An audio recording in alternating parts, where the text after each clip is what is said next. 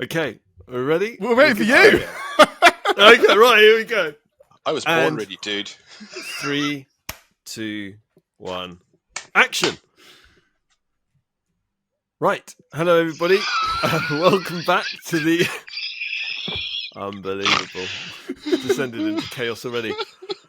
Welcome back to the... I'm just going to carry on. The show must go on. Welcome back to the Distinct and Jovial podcast. My name is Jerry, and I'm joined today, as always, by my wonderful co-founder, Dom. Hello.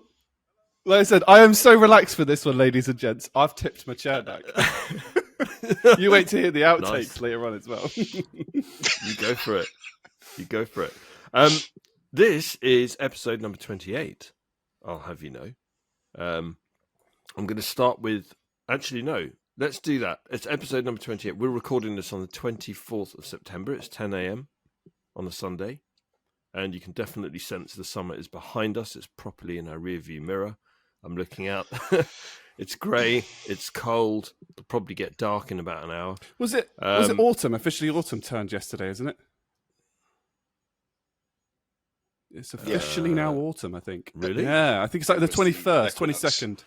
Yeah, the equinox. The equinox, yeah. So there was probably a few people dancing around Stonehenge. Hooper will love that. Giving it large. Annoying Hooper. Yeah. As he's stuck in traffic trying to drive past. That's for you, Hoops.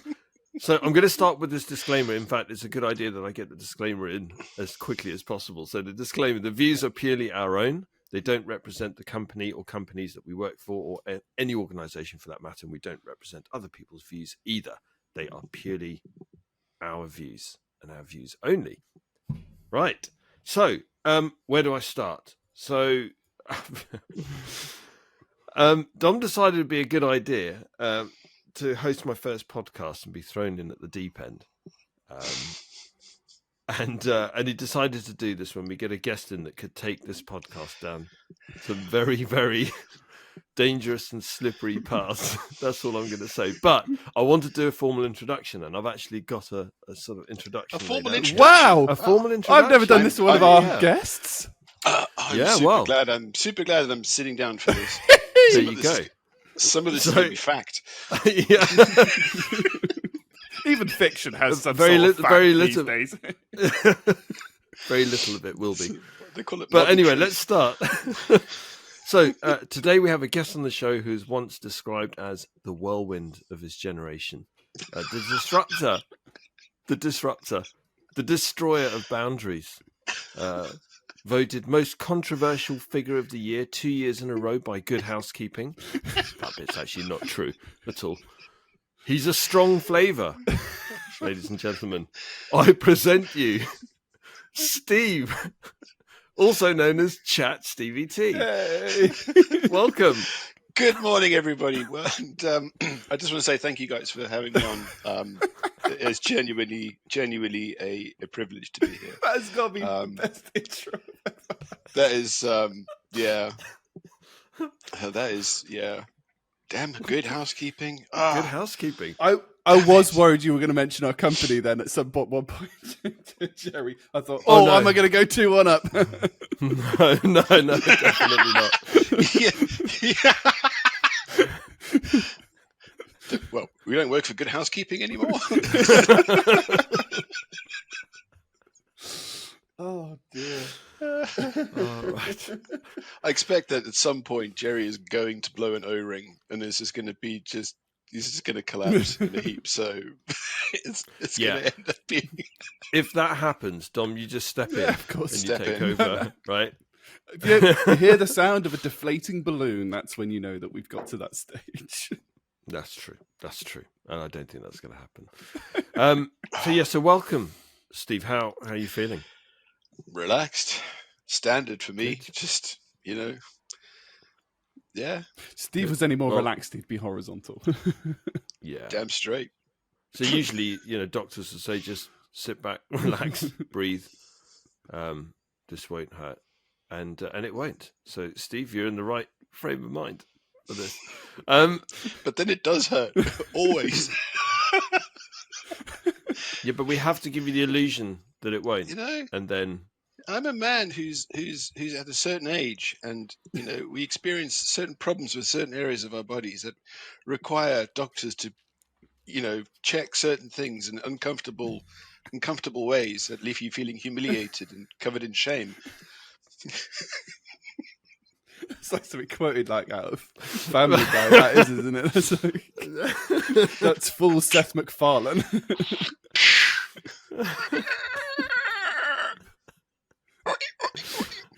I'm trying to decide. Was that... God, it's a hamster. Get some WD-40 on it. Do we need to get the crane out just to lift you back up? Three in one. Yeah, a little bit of 3 in 1 in there. Yeah, my dad always says that when you have a prostate exam, just make sure the doctor doesn't have both hands on your shoulders. There we go. We've reached the level where I expected us to start. What are we? Well, I started recording early, so maybe 4 minutes in. right. So, moving swiftly on. Whilst Steve takes a sip of his, what was that, tea, coffee? Whiskey? It's coffee, Whiskey, and it's bourbon. in my cat. That's too early for whiskey. It's in my Cat in the Hat mug. Nice. Love Yeah. a bit of Cat in the Hat. I don't know why I have a Cat in the Hat mug. I got it for Christmas one year, which was full of chocolate and stuff. And I just kept the mug. I assume you ate the I chocolate. like it. Or did your wife eat the Breakfast. chocolate? She's not into chocolate much. No, I was going to open a window because it's hot as. Oh, that's better. Hot? Yeah. What? Really? Where are you? What with that shirt and the heat? I suspect you're not in this country. Wow, here you go. Look, 22 degrees. That's not hot. I'm not at Dom's. Just yeah. Hashtag just saying. I'm further west than you two. Go west. Right. So, let's start with, we've got a number of things to cover off today, and we're going to kick off with interesting facts. So this is the first section. Dom. Should have probably renamed that to interesting fact because I've only got one, but I think it'll be I think it full QI quite interesting. So, I think my dad actually sparked this off because he messaged me, and I can't remember how old I was, but he just went, "Happy 10,000th day," to indicate the 10,000th day that I'd been alive. Well, you turn 1 billion seconds old when you are 31 years old and 8 months old. And so for me, on the 7th of September, so just over 2 weeks ago, I officially hit 1 billion seconds of being alive. Yes, I'm amazed I've made it that far. I'm going to clap to that. It'd be rude not to. So, yeah, congratulations. That Dom. is my interesting So, yeah, fact. Congratulations. I'm just wondering when I'm going to reach my 2 billionth. So you'll be Is it in my 60s? 63 and 4 months. Okay. Yeah, but is that an American billion or a UK billion? I don't think there's a difference anymore. I think 1 billion is now It's 1,000 million. million. Now I think that is just the official one. Well, what used to be a million? Million Trillion. is like 1, 2, 3, 1, 2, 3. Because I thought that was a It's a billion. trillion. No, it's 18. 1,000 million. It's 1,000 million. So that is a trillion. So 1,000 billion would be a trillion. Yeah. Yes. 1,000 billion would be a trillion. So what's a billion? 18 zeros? 18 billion. Well, 1 billion is 9 zeros, so 1 billion must be 18. When we reach that level of national debt next week, they'll have to come up with me. It's fairly likely as well. I think you're right. Dom, can I just point out, first of all, sorry, that is a very interesting fact, and congratulations. Yeah. You are looking so relaxed. I know. You have no idea. Like, you are so relaxed. I sit in my, I very rarely tilt this chair back. This is normally how I am. I'm full on conducting. Whereas all I've done is I've just gone, whoop, and I've just clipped that back a few, and then this is the beauty of for listeners, this is the beauty of what I've done. Is just tilt the chair back, just move the mic closer to me. Just It's going to be some easy jazz later. Yeah, we labelled this as our smooth jazz. Smooth jazz. Good morning, of welcome course we to did. 104 FM, and this is your smooth jazz 2 hours, hosted by Jerry, Dom, and Chat Stevie T. Today Welcome we're going to be to listening to Lazy Morning Sundays. My problem is I don't have a deep enough voice for it. I've got this very nerdy, nasally voice, so it probably just sounds like, hello, everybody, and welcome to jazz. I think Sounds like Squidward. Yeah. A very interesting fact, and I think you can see a sound effect being added to this later. Oh yes. No. I don't think we need it. Even better, I've got this week off from work, so I've got plenty of time to edit this. So who knows what clip I could be putting in at that point. You're going to need it. But I tell you what, John, for me, there was an interesting fact.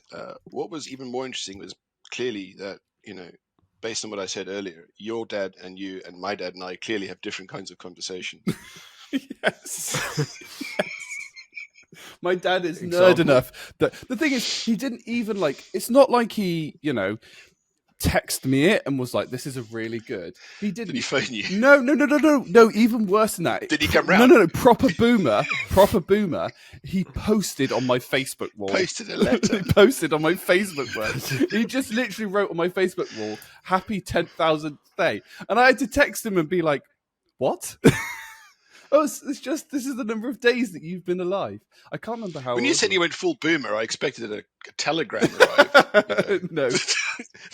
A man with a hat with wings on the side appeared. Hello, message for Tom. Happy 10,000th day. Stop. Love, Dad. Stop. Dear. I'm just scrolling back because I don't post that much on my Facebook. And now automatically I know where Jerry's mind has gone. Yeah. To Sherlock Holmes. Film. Sherlock Holmes. I don't think drunk telegramming is a good idea. It's genius. We've all done it. Can you do pictures?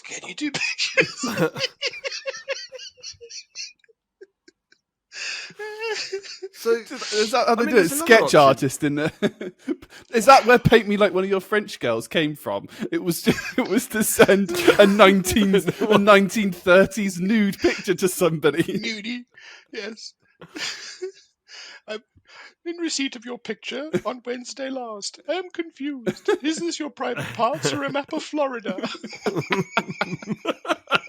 That's brilliant.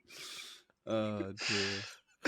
Oh, I can't find it. Although I will just say to everyone that listens to this podcast, I have just lost the game. So after scrolling, you've lost the game. I don't think you and Tom. I'm gonna get. I think you have to be a certain age to get that. I'm gonna get loads of hate. All my friends are gonna be like, "Oh, damn it, Swanee, definitely," and he'll be in the car as well when he's listening to this, so he won't be able to respond. You're not going to expand on that, are you? What, the game? Yeah. I mean, I think, Steve, you might have probably heard of it, but the game essentially is when you probably, but I've probably forgotten. Which is the purpose of the game. If you think about the game, you lose the game, and you must inform everybody around you that you have lost the game. And because they therefore thought of the game, they have then subsequently lost the game. Lost the game. Then you get about like a few hours saving grace, which means that Jerry has now lost the game because he plays it. But everyone else that is listening to this podcast has now also lost the game.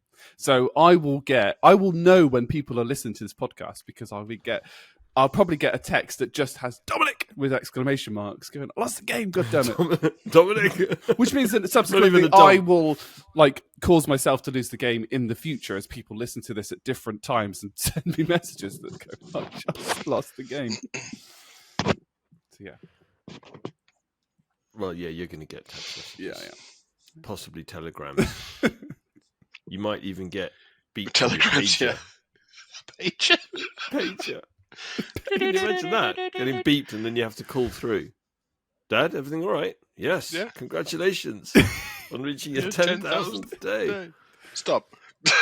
Stop. That is the type of thing that he would do. That is the type of thing. Oh, you could even go like proper old school. So you can, in the middle of Jovial town centre, you could have somebody with a scroll. Hear ye, hear ye. Happy 10,000th day. In Jovial Town Centre, I'm more likely to be stabbed. But Wow. Probably. in my previous, the previous place I used to live in Royal Wootton Bassett, it wasn't Royal when I was there. We still do have the town crier. We still do have it. I was about to say, in Jovial, you say you're more likely to get stabbed. Probably by the town crier. That's why he was elected. Ceremonial sword. Hear ye, stab, stab. Hear ye, stab, stab. Oh, good lord! Right, is that everything then for the? Yeah, I wanted to bring up that interest because it was this month. I was going to bring it up last month, I thought, because I was going to turn 1 billion seconds, but this one I now can subsequently say that I have 1 billion seconds to my name at this current moment. I remember reading somewhere that you get a certain number of heartbeats in your life. No, I can't remember where it was, but certain animals don't last as long as other animals because their hearts beat faster. I think there was slightly conjecturous, but But that would mean those that facts exercise would be unhealthy. It is.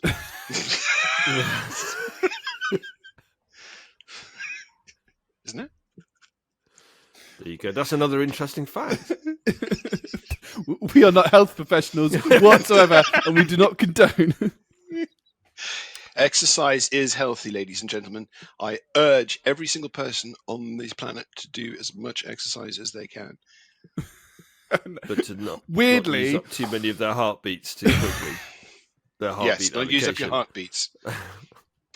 Weirdly, I've now got the scene from Game of Thrones where they're trudging through the winter wasteland beyond the wall. Spoiler alert for a 10-year-old program. And Jon Snow's like, what keeps up? What keeps you alive? And he's like, walking's good, fighting's better, fucking's best. It's best. That old meme. It's one of my favorites. One of my favorites. I will bleep that out, Mum. But yeah, I've only seen one season of Game of Thrones. Really? Yeah. How come? Because I don't have Sky, and I got it on DVD, and then I just didn't bother getting the second season. So you've only watched the first season? Yes. I enjoyed it. I thought it was very, very it's good. good. I'm not going to say anymore. Game of Thrones was what my views are. Yeah. I'm going to start watching The Continental tonight, though. Oh, no, wait, I can't. I can. Welcome to Stevie T. It'll be brain. It'll be after the rugby, though. Who's playing tonight? Wales, Australia is the one I'm very interested in. Ooh, okay. Because you could see Australia leaving the World Cup. Bye-bye. Did you see South Africa, Ireland? So good. So good. Although I was at the deep end of a bottle of whiskey. Didn't have a whole bottle of whiskey. I just want to point that out. There was some left. Okay?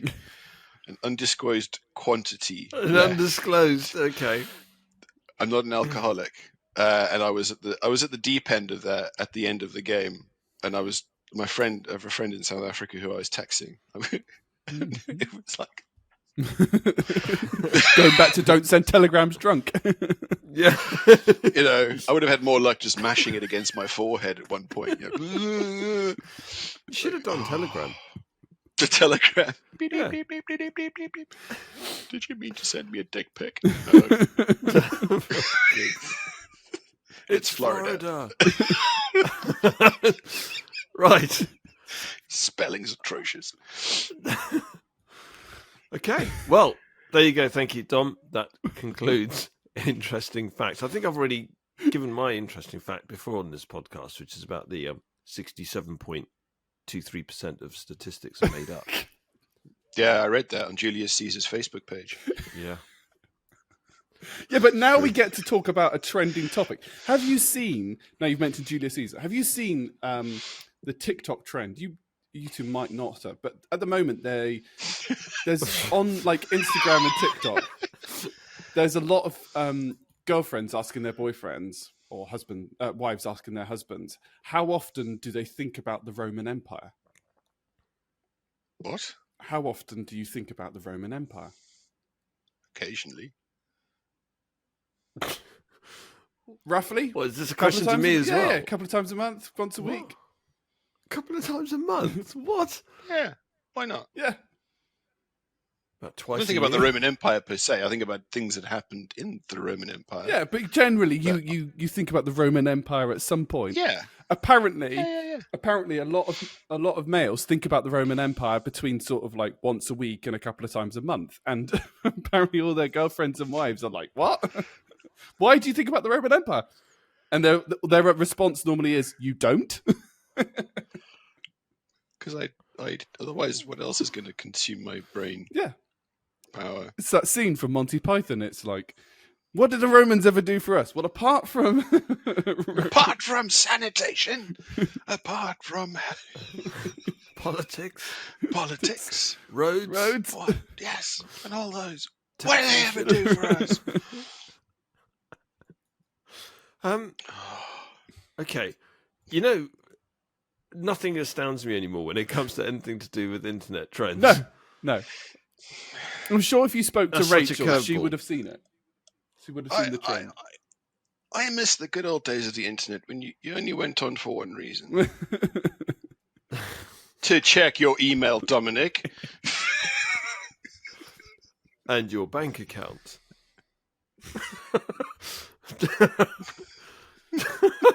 Don't think I And to renew your car tax. And to you had to do that by the post office. That was really late. Yeah. Used to actually. They were so late to the party. They were so late. I used to, even when I started driving, you still had to get a physical tax disc to put in your car. That's crazy. It's crazy that we used to do that. It used to bug me because it was very difficult to get those in without creasing them, wasn't it? Into whatever the holder was. Yeah. Right. No, the worst part was trying to get it out of the perforated thing, and then you end up tearing a corner off. Always, every single time. Always. You would always tear a corner off it, and you'd be like, everybody, you look at every single tax disc, if you can still find one, there's a corner missing off the damn thing. And then you always saw that one car. You always saw that one car that had them. They just couldn't be bothered to take the old ones out, so they just shoved them. Shoved them in. Yeah. I had a few friends that when they stopped doing the tax disc, they kept them in, and for as long as feasibly possible until you'd be like, really, it's been like 6 years. Get rid of this. Brilliant. I don't think I've just never owned a car long enough to accumulate that many tax discs. I've never owned a car longer than 3.5 years. My God, though, tax discs. I had no idea we were going to be going into the subject. Tax discs. I'm getting nostalgic now. This is one of many things that you're not realizing where it's going. No, exactly. Right. That's a wrap on the interesting facts. Let's burrito this. And which segues neatly onto the next section. Food of the month. Yay! So, Steve, hopefully you've been giving this lots of thought. Hopefully you haven't been having sleepless nights over this. Question one of your food of the month. What is your go-to meal deal? My go-to meal deal? You mean the three things at Tesco type thing? So, okay. Sandwich, crisp or snack, drink. Okay, got it. So I do like the Tesco chicken and bacon sandwich. That's quite nice. Any sandwich which you look at it from the front, right, and it's like wedges of food, like the BLT. When the middle bit is thicker than the two slices of bread. Thicker than the two slices of bread. The only problem, though, is because they keep them in cold storage, when you take them out, you can't separate them. You kind of just have to eat it as one massive sandwich. It's about this big, yeah. But I do like those. Like, so the BLT and the chicken and bacon and what's the other one? I can't remember off the top of my head, but yeah, anything that's kind of like got a wedge of like super meatiness in the middle. Always chili Doritos. Always chili Doritos. The red packet Doritos every single time. The chili heat wave. Chili heat wave. Yeah, do like those. And then to drink, I'll either get a like what do they call those innocent smoothies? Like the green one, the kiwi, the guava one. Love that one. That's good. Yeah. So there you have it. Insight into That's a strong choice, meal deal choice. That is a strong choice. It's definitely again similar trend to other people's. It's bang for your buck. Absolutely. Because innocent smoothies on their own are like 67 quid. Yeah, they are. Yeah, frighteningly expensive. Well, yeah, I'd like a little one. Would you like to mortgage a house for that? Interesting story behind Innocent. Actually, so it's friends. I think it was 3 friends that started it, and they literally just took they loved smoothies. They were they were health fanatics, from what I can recall. Probably got all of this wrong. And we've done facts. It's okay. We can talk a fiction. We have done facts, but I just think it's fascinating how businesses start. So they took their smoothies out into the high streets and just got people to try them. Said, "Do you like this? Don't you like this? What are your comments? What's your feedback?" And they then came up with a range of smoothie products based on people's feedback, and then launched the company. Yeah. A lot. I would have. Like I say, all of that could be wrong. It could all be wrong. But it sounds good. What's interesting is a lot of the companies I find are normally started out of malice. This person's annoyed me, so I'm going to create a competitor. Like Megadeth. Yeah, well, yeah, we've said that story. Yeah. Megadeth was created out of malice of being kicked out of Metallica. Was pretty malicious, yeah. What was the one? It was the the automated, telephone number, automated call center operators almost. So you used to phone up and it used to go to a person and then they'd route your call to the correct, switchboard. Yeah, switchboard. And the automated one came in because there was I don't remember the names, but the guy owned a funeral home. And he was massively losing business. I know it's a bit of a morbid business, but he was losing business, and it's essential. Yeah, I mean, yeah, but he wasn't getting any business, and he wondered why. And what was happening was people were ringing his funeral home, and there was another funeral home who's in the same town, but his wife worked in the switchboard. So every time they'd phone for his funeral home, his wife was routing it to the other funeral home instead. So he invented the automated switchboard and subsequently killed off a load of jobs for people to do. No way. That's incredible. This is interesting facts just bleeding into other sections now. I like it. Who says we don't provide a service here at Distinct? We do. Always providing value every single time. Always providing a form of value. We deliver value frequently, like many times during the podcast. It's a service. Just whatever you do, don't Google my innocent smoothie story. There might be lots of holes in it. Right. Okay. So we've got a very strong Google meal says deal it's 100% choice. true. Yeah. 60% of the time. 60% of the time, it's 100% true. I'm surprised we haven't descended into an Anchorman quote off madness, or just general Will Ferrell, although that's 2 Will Ferrell references already in. We have had 2 Will Ferrell references. Yeah, we have. Yeah. Your kids are going to be under a lot of media scrutiny. No. We're moving on. Okay, go. Next food of the month question. Quick, hurry! Nothing to see here. Steve, what is your go-to pizza topping? I generally get the Texas barbecue from Domino's. Can't do barbecue sauce on a pizza. I think there's just too much. You can have too much barbecue sauce. Barbecue sauce. Is that all you have? Just a pizza base with barbecue sauce smeared on it? No, Texas barbecue has got barbecue sauce and cheese and peppers, like bell peppers and chicken and stuff. Yeah, stuff. I prefer the barbecue sauce because it's kind of tangy and a bit sweet rather than the tomato sauce, which is generally like. It's interesting. I've recently discovered that I like Domino's, right, because they don't put too much sauce on it. I discovered I like Domino's. Well, yeah. Full stop. Yeah, just full stop. But no, as in like, I've noticed like that, like other pizzas bought from the supermarket and stuff like that. I find they just have like an overpowering amount of sauce, and I like the fact that they. I've just been distracted, and I'll explain why I've been distracted in a minute. But I like the fact that Domino's don't put too much tomato sauce on it, so because I mean it's just a rule, but everything is made better with cheese, right? There's very few savoury foods that cheese ruins.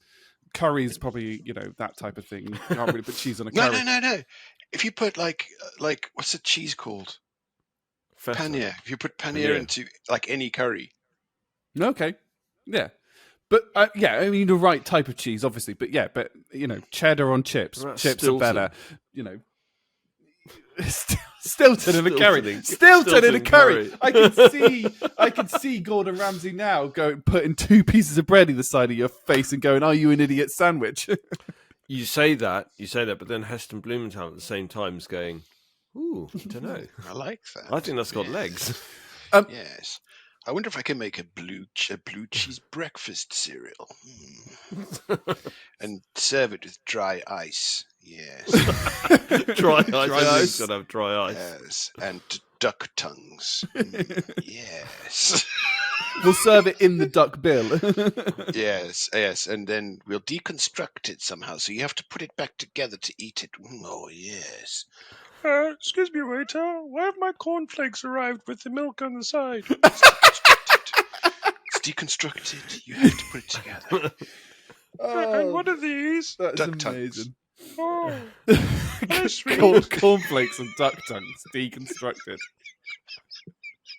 Again, his next recipe book is writing itself. So if I see that in there, I'm going to be on him like a cop, just like. Well, we've got video evidence. Give me money. Recorded evidence. Yeah. The bit that I worried Show me the money. when you started doing the other voice, the customer voice, I was worried you were going to go into Elmer Fudd. Then it sounded like it started going. No, not Elmer Fudd. The Martian. The Martian. Excuse me, sir.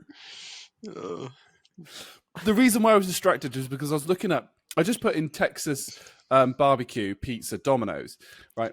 And what it's come up with is a blog post from 2016 introducing the Texas barbecue. And then it's gone, and here are 5 facts from Texas. And none of them, and I was just reading it, and none of them I knew. So, right, so carry on with, we've been giving these facts. I'd like to know these 5 facts about Texas. So the first fact, it's home to the live music capital of the world. What?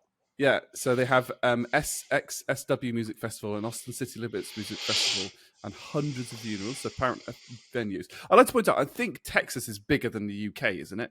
Something stupid like that. It's definitely bigger than England. Yes, it's very, very large. So it's a bit of a cheat. But it's not the largest state in America. It's Alaska, isn't it? Yeah. What is the official? They say that real Texans refuse to acknowledge the existence of Alaska. Yeah, I can imagine. What, really? It's a joke. When I used to go to Texas a lot when I was at a previous job, and it was one of those things that you sort of talk about it, and you being a foreigner, when you go there, you kind of like to try and sort of have conversations with them about their country, and the one thing you go, but Texas isn't the biggest state in America, and they go, no, real Texans refuse to acknowledge the existence of Alaska. Yeah. They are a bit mental down in Texas. What is the official mammal, not animal, mammal of Texas? Is it the cow? No, smaller. Hard shell. Armadillo. Tortoise. Armadillo. Okay. I was joking. Is it really? I get it. In 1995, the 9-banded armadillo was crowned Texas official state mammal. The 9-banded one. That's very specific. Yes, that's quite specific. Do you not have enough bands? Go away. Texas invented Dr. Pepper. I suspect that person. A person in Texas invented Dr. Pepper. I doubt that Texans could get on long enough to invent Dr. Pepper collaboratively. What year? Without getting shot. Dr. Pepper. So I'm going to go with 1927. 20. Yeah, the 20s, sort of 25, 26, somewhere around there. 1880. What? I know. Dr. Pepper. It says 1880s. Was it made with? But Was it a derivative of Coca-Cola, so it contained more cocaine? I don't know. I don't actually know the ingredients of Dr. Pepper. I don't think I'm going to be totally honest here. I don't think I've ever drank Dr. Pepper.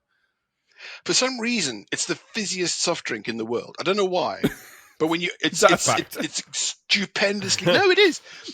If you buy a bottle of Dr. Pepper and you just you buy a bottle of Coca-Cola, you can, it's kind of a bit sparkly and whatnot, and you can kind of drink it. And for some reason, when you drink you might have a small burp afterwards. Dr. Pepper makes you feel like your stomach's about to explode. You can almost sort of feel it. It's like that foam that you put into walls that goes like this, and you sort of you pour Dr. Pepper in, and there's like. Does it do that thing where you burp, and if you burp and the air comes out your nose, you've got your nose fizzes for about 3 hours Dr. afterwards? Pepper, it's coming out of everywhere, man. Dr. Pepper is coming out of every orifice known to man, and some that probably get made along the way. But man, there's some reason it's fizzier than anything else. I don't know.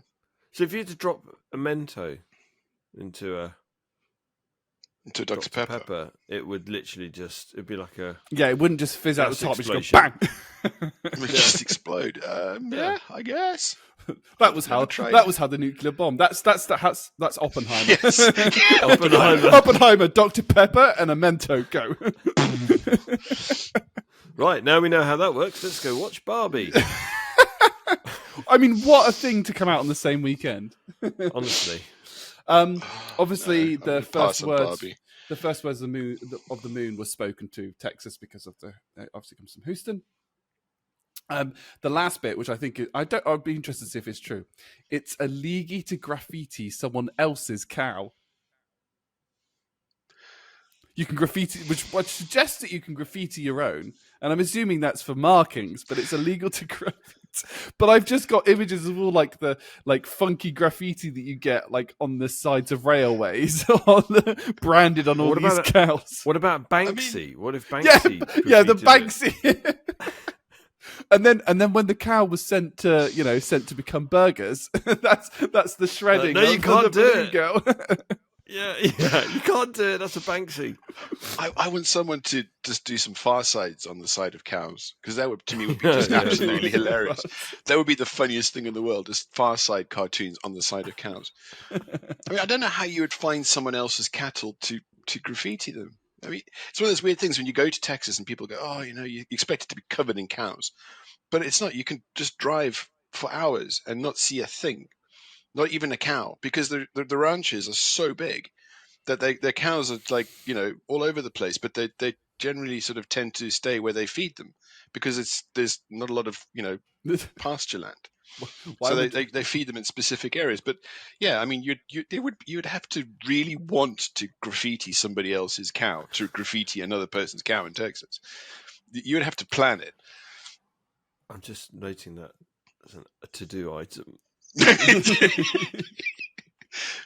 Graffiti Far Side cartoon on the side of a cow. Someone else's cow in Texas. I've just taken out the URL. Is there a Domino's blog? There is a Domino's blog. And why would they need a blog? How often does things change? They don't need a blog. How often do things change? That's the honest answer. I'm going to end up buried in Domino's blog posts if I carry on. I bet you certain departments in our company would be writing blog posts for Domino's. Just saying. I'll just go back to the disclaimer.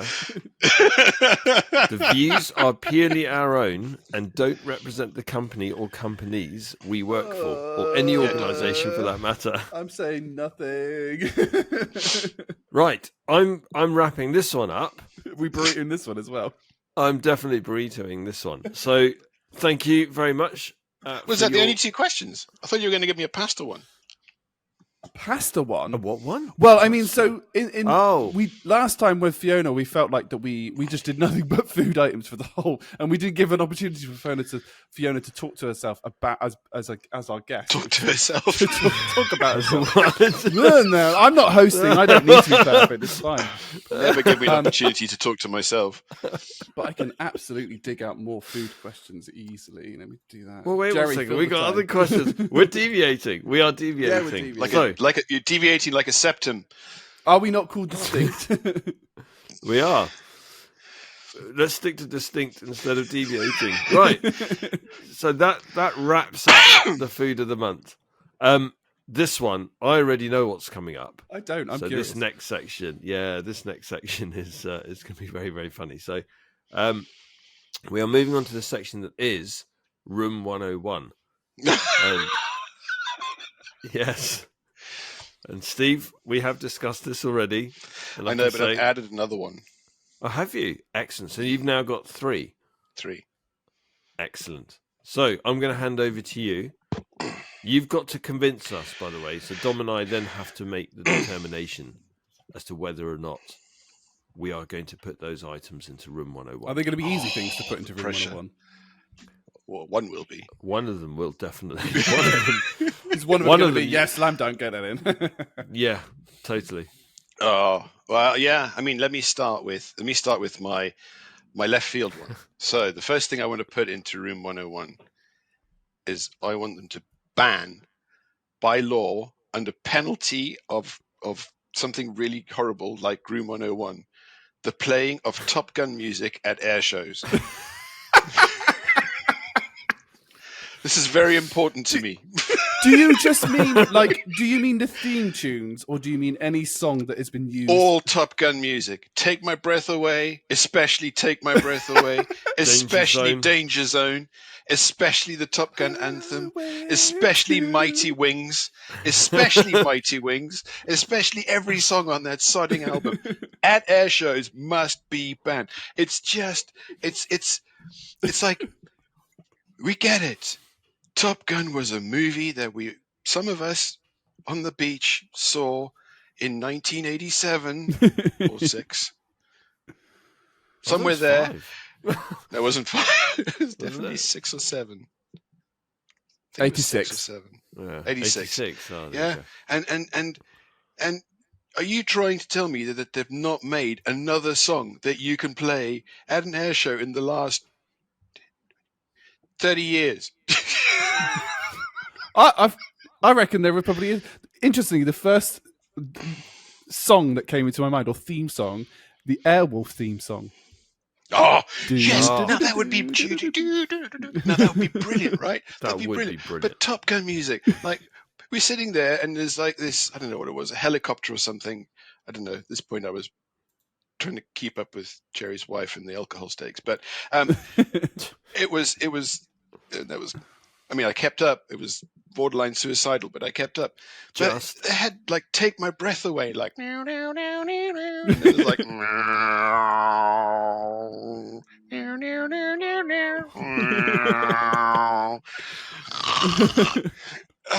it's not taking my breath away, guys. It's like, oh man, I just no more Top Gun music at air shows. What would you replace it with instead?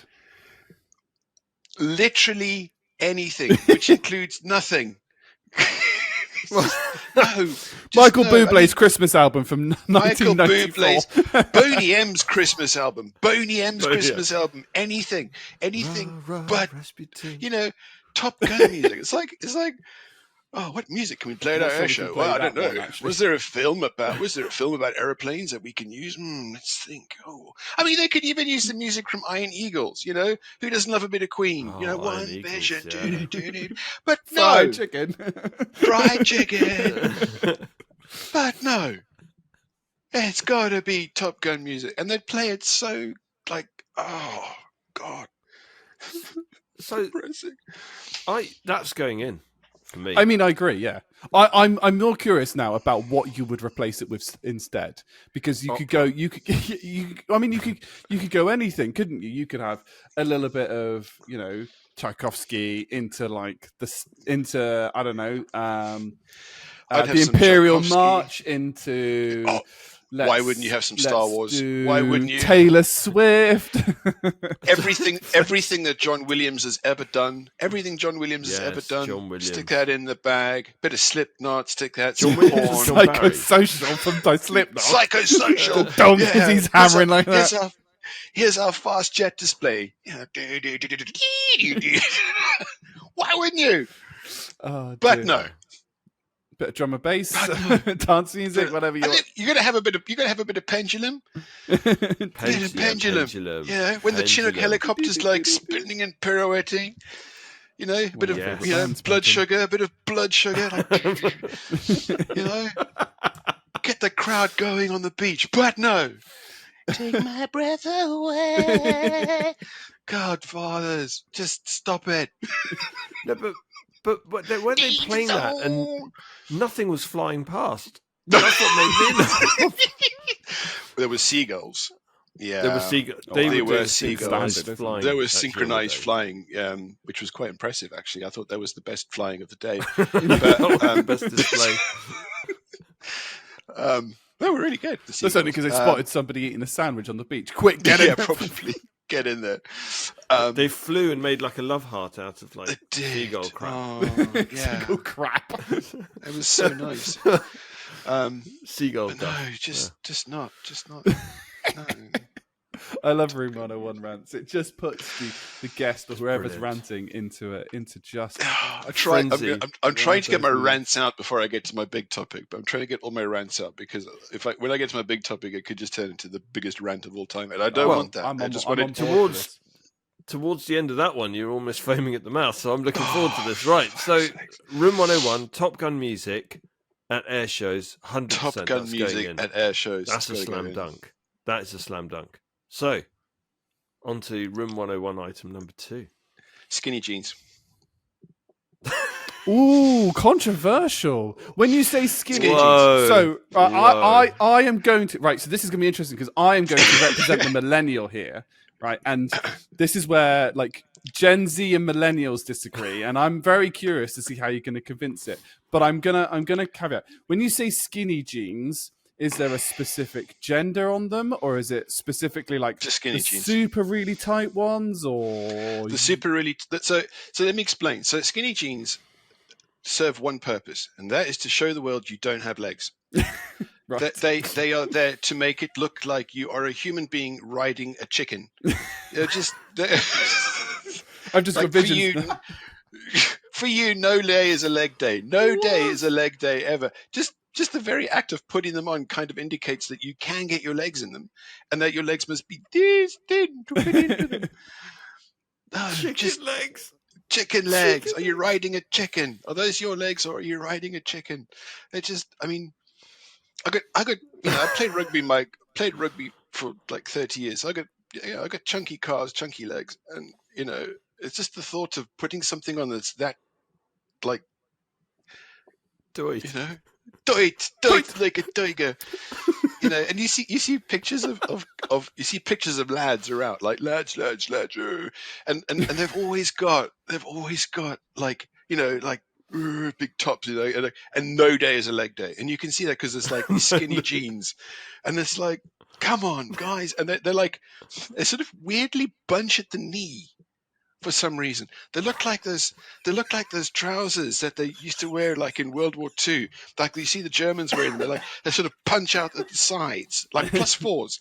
They kind of bunch out at the sides, and then you like gather around the. It's like they look like culottes with like the bottom part painted on. We go from skinny jeans to culottes. But they just look silly. Just MC Hammer trousers, which are the opposite. No, parachute pants. Parachute pants are fine because they're kind of like big and puffy, and they kind of like that's fine. But you kind of like skinny jeans. It's like they kind of weirdly stop at the knee somehow, and then like the rest of it just seems to sort of be painted on. Like wrap.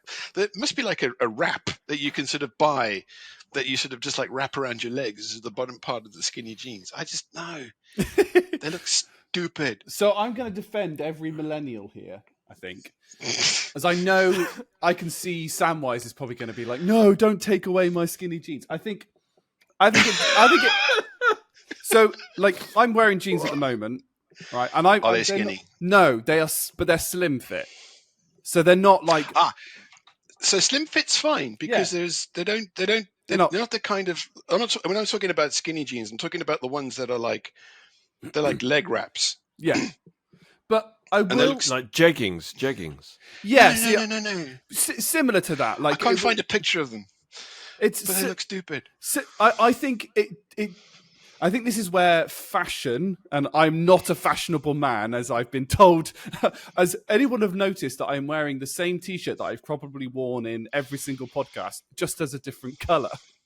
And the biggest complaint that somebody has made is, oh, you're wearing a bright one today, not the blue one or the black one, which I think is great. But I think skinny jeans on guys where they naturally have, like, where they're supposed to be like, really super fit, especially those that, like, you can tell don't do leg day.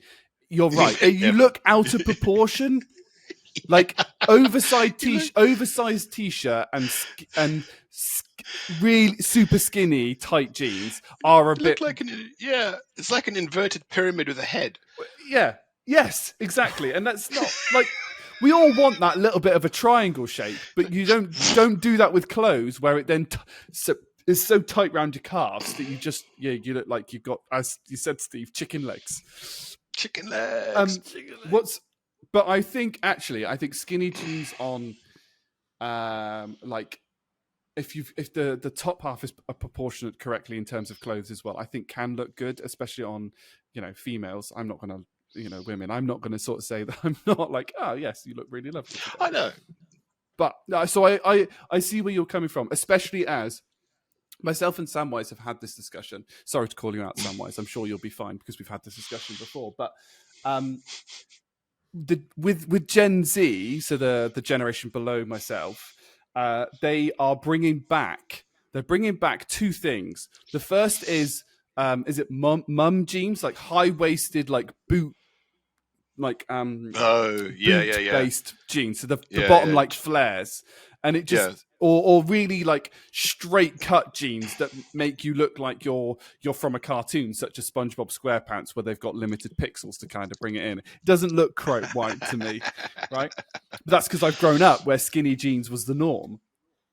And the other one that Samwise says that she can't get on with, Gen Z are bringing back the middle parting, and she's like, no, let me keep my side parting. That's where it is. 90s. I would say that I would get on board with that, but for those that don't know me who are listening, I have a grade like 0 on my head, so I don't really have that problem.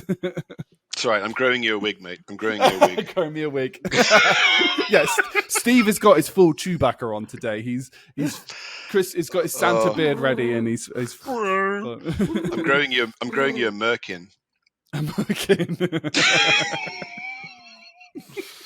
So I will say I will accept. Samwise is currently evaluating whether or not they actually do look like they're riding a chicken right now. You realise that? No, she won't. I know that. I love that.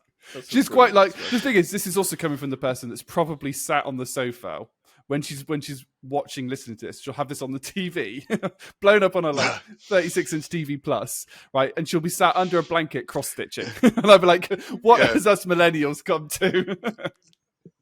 Sorry, can I just ask a question on the middle parting? Are we talking like curtains? Curtains. Are we going back to full 90s? Yeah. I think Gen Z have brought back. I'd less like. I mean, from a guy's type of fashion, I don't really know how it works because obviously I cut all my hair off. But from women's fashion, it seems to be like the middle parting is coming back. So it's like even either side. And maybe what is it called where you kind of cut the middle bits? You've got a fringe. What's it called? Bangs, that's it. Yeah, that seems to be coming back in as well. Like lots of like 1990s, 1980s fashions is coming back into. When did it get called? When did it get called bangs? I mean, Why did it get called Bangs? I suppose is why did it get called Bangs? I mean, what's wrong with calling it a fringe? Is this a Room 101? Well, it's going to be 2.5 item. Jerry's going to be going on now. He's going to be going on about. He's going to get confused. You know, instead of saying "what the fringe," he's going to be saying "what the bangs."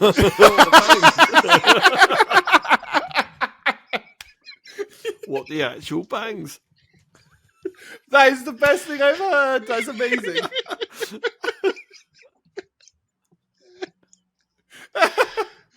You know it's coming.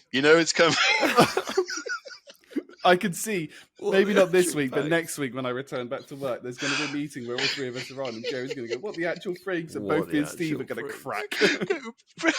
What the bangs? The bangs. The bangs.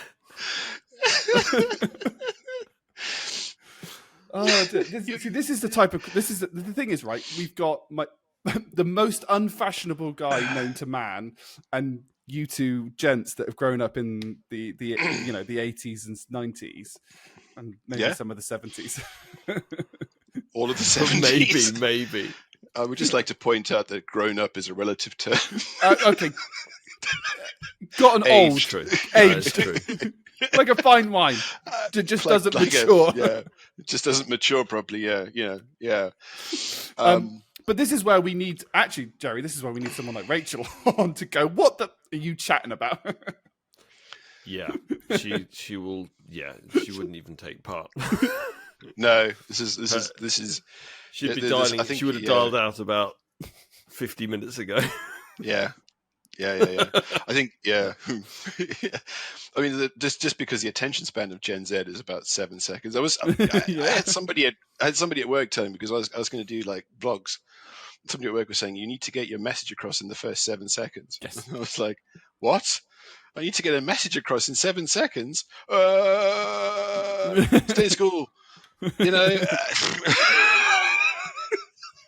Yeah, but it's interesting. In this day and age, though, everyone is so busy. We're being bombarded with so much stuff. Actually, that does make sense. I think we briefly had this conversation with Yevgeny, was around the environmental ADHD, where because we, as a society, all of us look at Instagram, TikTok that are 7 seconds to maximum 60 seconds. We've naturally accrued or reduced the ability to concentrate, and that includes things like YouTube videos. I remember when I used to watch YouTube videos that could be 20 minutes or whatever. Now, if a 20-minute YouTube video comes up, I'm a bit like, oh, that's a bit long. That's a bit effort. Whereas an 8-minute one, which is the smallest size that you can have to have ads on it to make money on YouTube, is kind of more accepted. And people will cut. There's more editing involved in videos to cut and edit to be quicker, so that the pacing is quicker. So you almost have like 7-second changes in videos. I mean, we're never going to do that with the podcast because the point of it is a conversational. But yeah, when I do the shorts, I think, right, how can I get the funny bit to be in the first 7 seconds, and then the rest of it is just to pad it out so it's at least the minimum length that YouTube will accept for a short. Fair point. Steve has a bit of it's Captain Angry. She's just dropping something off. She's So- dropping off my dog. Hello, dog. Arth, is that Arth? Yeah. It's Arth. Oh, look. Hello, Arth. Hello. I think is this the first pet on Distinctive Jones? Yeah, I think it is. Yeah, you've never bought Taco Bell. No. Oh, look at him. Look at him. He's so cute. Is this one of the things where we can go, how often is it that owners look like their pets? Yeah. I get it. Although there's less facial hair on Arth. Less facial hair on Arthur, yeah. For our listeners, Steve, what is Arthur? He's a Yorkshire Terrier, we think. But he was, when we got him, they said, oh, he's a Yorkshire Terrier. And he was all small and Yorkshire Terrier-y, but he's clearly got bigger. He's so cute. He is so cute. He's heavy. I love bloody Arth. hell. He is. He's like. Yeah. Jerry and I think of him as Little Larry. Yeah. So is he a little douche rather than a giant douche? He's a giant douche in a little dog's body. A little douche. Oh, look at him. The smaller size douche. What was it? I can't remember your other dog. What they were called, Steve. Florence. Florence. Yeah. When I went to visit, I was barked at for like 3 minutes before. I'll have to get Florence in here. She's around somewhere. Florence and the machine. Florence is the machine. Oh, it's so good to see us. Right, so that was the second Room 101 item. I'm actually going to be really controversial now and say I will only put the super skinny jeans into Room 101. That's fair. The ones which are spray painted. But actually, some of the skinny jeans where there's still a little bit of give, I think look okay. I wouldn't put them into Room 101. I would buy slim jeans. I wouldn't buy skinny jeans. Is basically when I buy jeans. Slim fit jeans, not skinny jeans. It depends on brand as well. Some brands you can get slim and they're very loose. Other brands where you can get skinny and they're like slim. I think if we could go down a rabbit hole on sizing. we could do. I tend to get slim. Yeah, no, let's not go down that route. But, yeah. I mean, then you've got the ones that are like package advertisers. You know, they're there to demonstrate the package, and has been delivered. The package is present. Well, like DHL jeans. It's not. It's let's just hope it's not by Avery or Hermes. Yeah, it's it shows. It's trying to think of a way you can put this and keep it in, but they kind of advertise the extent of the budgie. They yeah, they do. But they're not limited to men. I mean, women seem to wear these extremely tight things that also demonstrate the entire package in its entirety. Yeah, you're not wrong. It's so the trend on a while ago on TikTok was having leggings that were specifically shaped to make it so it looked like you had a better ass. I mean, which we can appreciate, but is it necessary?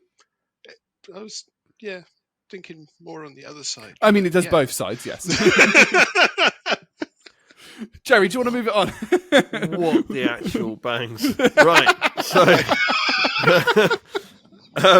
moving on to your third, and is this your final Room 101 item? My final Room 101 is, and this is an easy one. This is Brexit. Brexit has to. It's destroyed us. It's destroyed us as a nation. It's destroyed us as a country. It's destroyed us as individuals.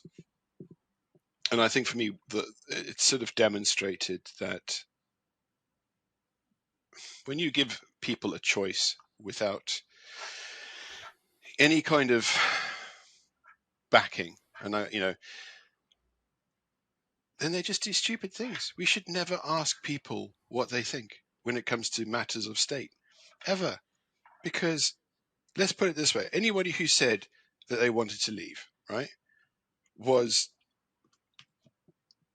I'm going to say, moronic, just didn't think it through. And I'll explain why. Because do you want to remain? You knew what that meant. There was reams of documentation and things that you could read up about what it meant to remain. You could read up about what the single market really was, as opposed to what the bloody Brexit idiots were telling us.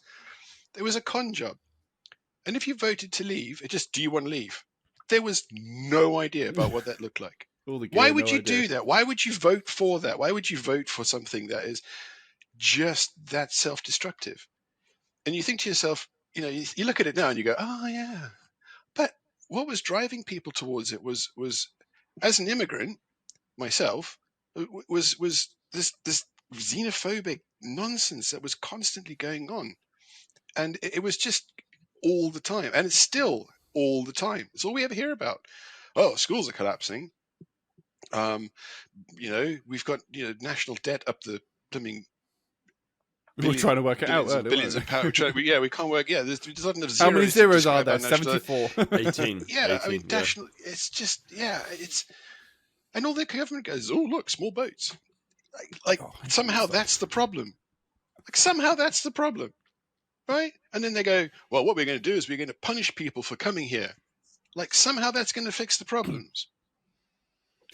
It's just wrong. It's the sooner we can get into the European Union, and I really, really hope that when we do, we have to join, not rejoin. I hope we have to join. I hope we have to do the flipping hard yards to actually get back in, because then it'll work.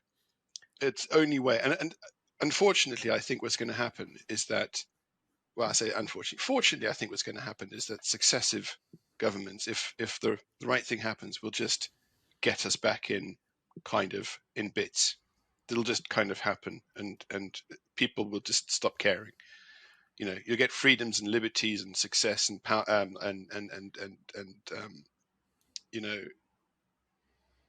lost the word, but you kind of get, all these things back. And it's like you might as well join at this point. People just stop caring. Yeah. It'll just, I genuinely think that the EU is going to go through a transition anyway. I think you're going to find what they're calling these associate states coming up, and there'll be associate states because they can't process people's applications quickly enough. I think it was Ukraine who was trying to join the EU. Yes. But they can't process the applications quickly enough. So what they're doing is they're thinking, well, everybody wants to be a part of an associate state. So create that, right? And then at some point you can get full membership. So I genuinely think that there's going to be a transition on both sides, and hopefully we can, hopefully we can just get some freedoms back. Hopefully we can get some prosperity back. It's an interesting one. When the vote went out to the public, I remember thinking, surely we're not going to vote to go out, surely. And I know why. Finally, it did happen. Yeah, I get. It was just the planets misaligning in completely the wrong way at the wrong time, and then we got that vote. And I actually don't think the government at the time, the Prime Minister at the time, seriously thought that it was that he would be stupid enough to vote for it. Yeah. So the interesting thing, right? So I did a lot of reading in a short amount of time to Brexit, because it kind of snuck up on me a little bit, because I wasn't really politically motivated at that time. I'm significantly more politically motivated now, because I've kind of sat back and gone, like, and I'm going to swear, fucking thanks, right? Because I travel a lot. Like, do you know how painful it is to get in and out of Europe now? It's like, Jesus Christ. It's a nightmare. And like coming up, there's a potential that we've got to get visas. Now, I think it's Ricky Gervais, who's not my favourite comedian, and we should probably avoid talking about comedians because my other least favourite comedian at least might be going to jail for a long time, which would be wonderful.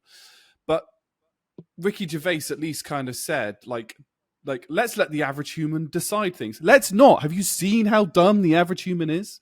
And a lot of it comes down to, like if you go back to like caveman era, where we were warring tribes and stuff like that, and we were warring because we had to survive, right? If you lost, you would be killed. That doesn't really happen these days, kind of ish. Like, let's take the Russian invasion of Ukraine, the illegal Russian invasion of Ukraine out of this for the moment in particular. But Russia aren't taking over Ukraine because they're going to run out of food or anything like that. They're doing it because they want to expand the amount of power. And that is the flaw with society at the moment. The flaw with society at the moment is everyone's obsession with greed and power, right? And if you got rid of that, you would absolutely cure a significant portion of the world. So when it came to Brexit, there were two reasons why people voted to leave. The first one was the greed of people. Like, those are generally the older, mature people that had lots of money, that knew what they were, that kind of knew that it would be a bit dodgy, because they knew how to take advantage of that. They knew how to put stocks in the right places. They knew how to pick shares, and they probably made big dollar, right? Go to the Chinese market, go to like the American market, look at me go bang. Right. So they did disaster capitalism. Yeah, exactly. Yeah. It's a terrible thing and should be outright banned, legal, etc. But fine. The other bit that where people voted to leave, and is the bit that swung it, is the people that had no money. And it was the only mistake that the Remain campaign made, because the Remain campaign got a little bit, and it's the same with the campaign against Donald Trump. They were like, nobody's really going to vote for this, really. So they didn't. It's not they didn't try, but they didn't try as hard as they could. And the problem is the Remain campaign went, if you do this, the single market's going to crash. If you do this, the country's going to be in lots of money. And there are people that were like, yeah, but I can't afford to buy shoes now. So why would I vote to remain the same? So what they did is they went, the Leave side were making all these, what have now turned out to be lies and falsities, and were like, right, if you do this, we're going to, like, loads of money's going to come to our country because we won't be paying Europe. And they went, oh, I want to get on that. And so they voted Leave. And so they did that. And obviously there is also a bit of this like falsity about like all these immigrants that are coming in. Well, if you now look at the proportion of immigrants that have come to this country, they are on a percentage base. I don't know what the percentages are. They contribute more to the economy than they take when they come in. So that's the positive things. Then you look at specifically the fishing industry. So all the fishermen were complaining that they're self-destructed. They've self-destructed. Yeah, it's hilarious. Leopards Ate My Face on Reddit is a great one where people suffer the consequences of the decisions that they've made. So all of the fishermen are now complaining that they can't sell their fish. Well, yeah, they can't because we're not part of the European single market. So you've just cut off your entire market share. Yeah, we're not a nation of fish eaters either. We just don't. Eat fish. No, but not to the extent that the French do. No, but it was an exporter. So yeah, great. We've got more powers over our water, so we can fish more. But can we sell it? No, because of the consequences. It would have been better to be part of the European Union and make the decision to kind of go, hey, do you know what? If we stayed and if we come up with some guidelines and worked with some boundaries, and then we figured out how we could sell, you'd be in a much more a better position. And we would have been in the position to do that because we had a seat at the table, and now we don't. Yes, that is the big thing that people now don't realize. Everyone goes, yeah, but the European Union, like, they aren't going to change. It's like, well, they aren't going to change without us in it. If we were in it, if we were in the European Union, we could have had the discussion with the people at the table and gone, look, people, this is what we want from like the European Union. Yeah. You're not satisfying us at the moment, right? But we want to remain inside and we want to make it better. And by working, do you know what? It's amazing. When you work together with people, it's amazing what you can come up with if you take greed out. Now, I went on about greed, and I'm going to get onto my high horse a little bit, but I went on about greed in an essay that I had to write for my black belt grading. And let's write an essay for your black belt grading. Yes. It's not just kicky punchy in the right. No, it's not kicky punchy. But one of the things that I said, like the Scandinavian countries do this quite well. So, if you're caught speeding in a Scandinavian country, your fine is equivalent to X number of days' salary.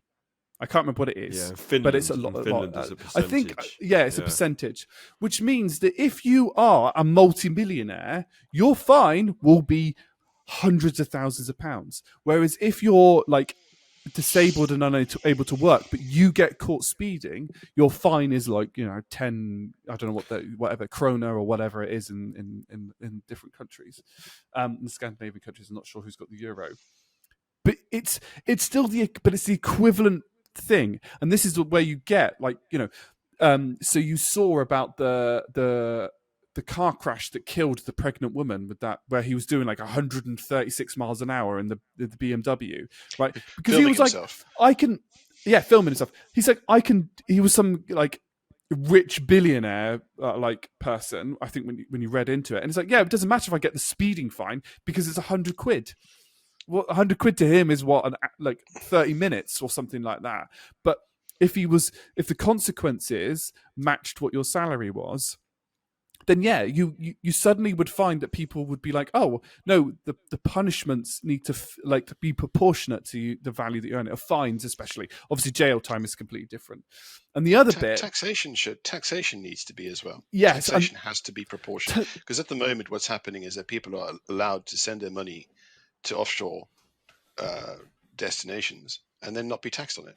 Yeah, and then they can pay themselves those monies back in all sorts of different manners that mean that they don't have to get taxed on them. And corporations. Yeah, and corporations. Well, yeah.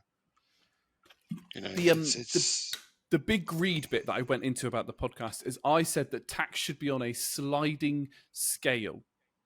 And what I meant by that is anything above, I think I said, anything above $1 billion should be taxed at 100%. Nobody needs more than £1 billion. You can't feasibly spend that amount of money, which would encourage people to put their money into charitable things and stuff like that, or back into the company that they own, which would increase research and development because you'd have a more surplus of cash within that company, etc., etc. But any corporation making over that amount of money, like for specific people, can make more, but specific earnings for a specific person. The other bit that I kind of alluded to with that sliding scale is at any point the government, to people earning over X amount, could increase the tax on a sliding scale to support services. So let's take the UK now.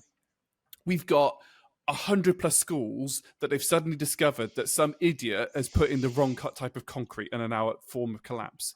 The government should be able to, the government needs to raise funds. So they should be able to sliding scale increase the taxes on people earning over X amount until the infrastructure within our country can support the thing. And I don't know how feasible that would be. So the other thing they need to do is not waste money.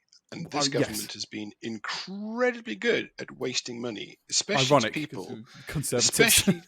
especially in giving it to people who are their friends.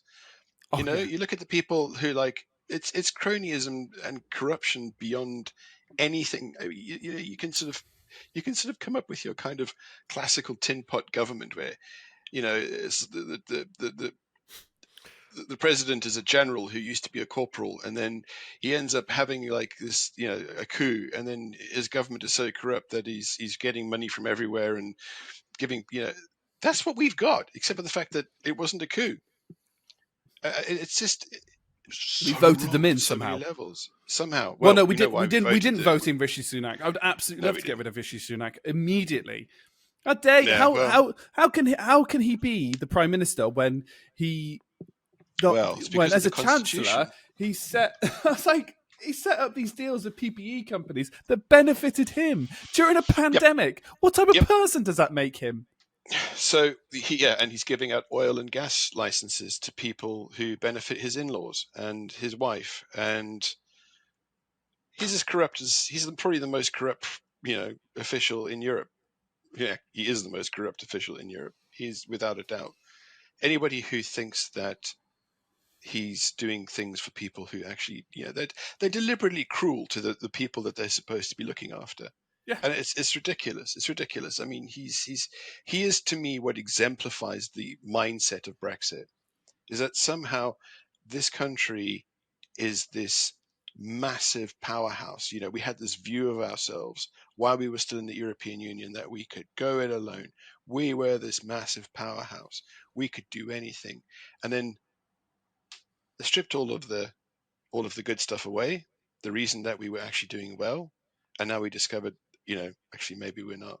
And it's another thing is like if you look at the Scottish independence thing, again, why would anybody vote for independence when what it says on the ticket is, do you want to be part of do you want Scotland to be independent?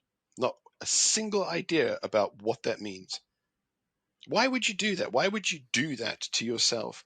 Are you that sort of wound up about the English came and they took our fields and they raped our women and they took our tartans. We couldn't wear our kilts and our bagpipes. They put holes in our bagpipes for God's sake, and they drank all our whiskey. We don't like that last part so much, but that's just. Are you that wound up about something that happened 500 years ago that you're going to go, I want to be part of an independent Scotland. I'm going to wake up every morning, I'm going to paint my whole head blue. And why would you just, come on, think?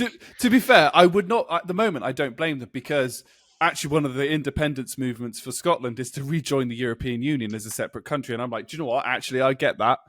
I get that we so badly that I get that. But I also agree that that's based on the premise that they're going to be able to. Yes. Right? It's based on we're going to join Where's the plan European for that? Union. How? Right? And correct me if I'm wrong, but the EU has a say in this too, right? Yes. And you've talked to them about this already. No, you haven't? Oh, okay. When are you going to? Oh, well, when we win. Okay, it might be a bit late then. Do you know what I mean? Yeah.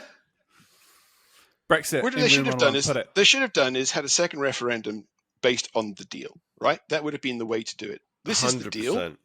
This is okay. You voted to leave. This is the deal. 100%. Do you want it? Yeah, because this is what it's going to mean. This is the reality of us leaving. And they wouldn't have given us the truth anyway, though. But, no, you know. and that is the problem. That's fundamentally, but this is a whole conversation that we could talk about for hours. I think one of the interesting things is, it was such a spineless thing to do as well on David Cameron's part, because he kept promising everybody, yes, I'm going to go to Brussels and I'm going to put a stake in the ground with regards to what we need. And interestingly enough, actually, a lot of the concerns at a political level were shared by France and Germany, especially the member states where the biggest contributors to the EU. And instead of, as you said, Dom, working together through all of this and having a seat at the table, David Cameron thought, yeah, do you know what? This is all too difficult. What I'll do, it'd be a lot easier if I don't have to go to Brussels and try and convince people to do things that I can't convince them to do. If we just leave, then it makes my job easier. And I just love the way that he's disappeared into the sunset. He's gone and created all of this carnage, and there's absolutely no accountability whatsoever or consequences. Yeah, it's crazy. And I mean, you look at people who had this inflated view of themselves, and as we're British, we're great, and now suddenly they're kind of waking up to the fact that nobody in the world sees us like that. Well, what do you mean I can't keep my Spanish villa? What do you mean I can't retire anywhere else? Expats are great. Wait, hang on a second. But this, I didn't vote for this. Yes, you did. You did. You 100% voted for this because you didn't know what you were voting for. Yeah. You 100% deserve everything you get. I love the. It's funny. One of the things I noticed when we've had now 2 podcasts with Yevgeny and about that patriotism and their love for their country, it's what I find fascinating is I wouldn't say like and I'm 100. I can say I'm 100% British as far as I know, but it might be diluted down to the years because nobody's ever perfect. But everyone's an immigrant in this country. Everyone. Yeah, it's at some point, someone's come from somewhere else. Yeah. You never know. I might be one of the pure ones that were born here. No, I doubt that. Yeah. But I don't have that. Part. I don't. It's interesting. Because of the amount of muck-ups that we've had in this country, I believe, in the last 20 years plus, right? And I'm 31, so I mean, lived through a lot in a very short amount of time, and two global recessions, freaking pandemic, 9/11, all these kind of crap. It's quite a stressful time to be, and that's not to say it's not impacted you two as much at all. It's just what I kind of perceive for myself. I have nowhere near the amount of patriotism that Yevgeny has for Ukraine. You've come in at the wrong time. Yeah. At the wrong time. Yeah, I was born after the time I could get flipping nice cheap house. Right. I think it's using the word patriotism is an interesting one because patriotism, people confuse especially in Britain, confuse patriotism and nationalism. I grew up in South Africa, so I know, and it was a nationalist government. It was a highly nationalist government. It was awful. It was it wasn't people go, oh, but you were a white person. Yeah, but white English, and they weren't terribly keen on white English people in South Africa either. So I think it's one of those things that recognizing the danger of nationalism, and a lot of people in this country are nationalists. You can say, oh, I'm a patriot, get on board. Patriots challenge what's in front of them.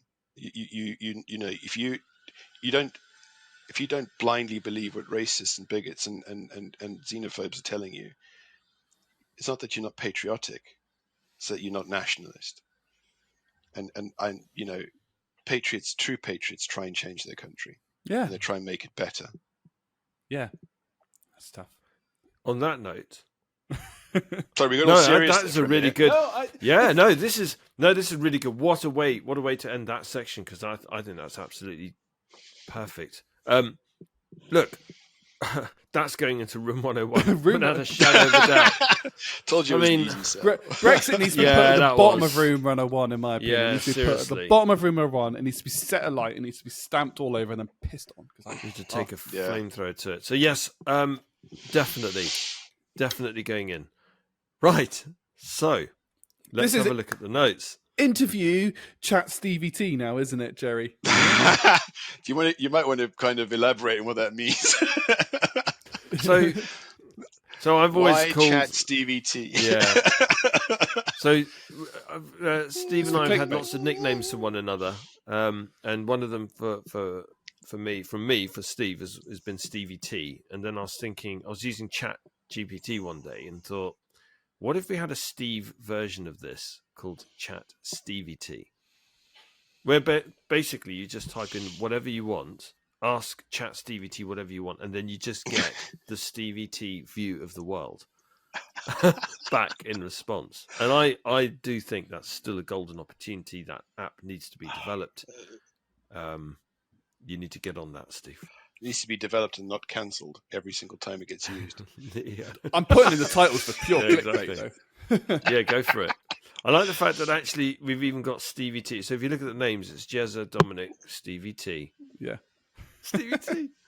So another way as well. I'm the only one that's put in like my actual name. You two have put in. Yeah, I know. Just like Jezza. Yeah, did I put that in? Yeah, probably. You must have done.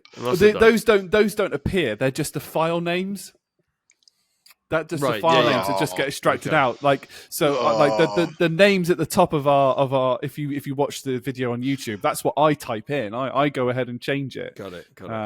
So it says my it says Dominic, it says Jerry. I'll put what do you want? Do you want Steve? Do you want Stevie T? Stevie T. It's got to be Stevie T.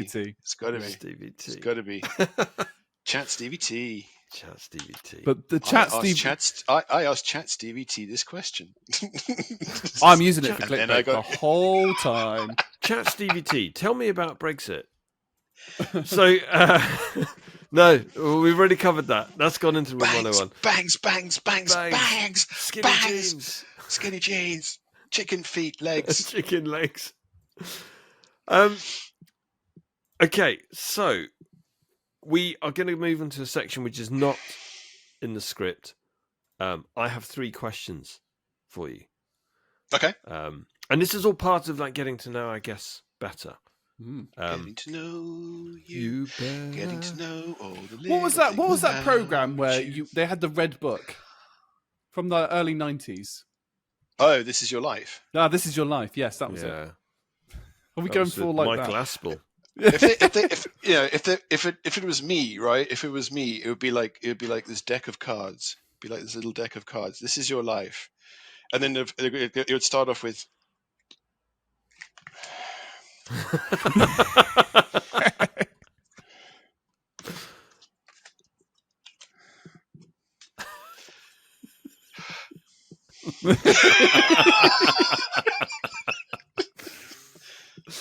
This is sort of interesting.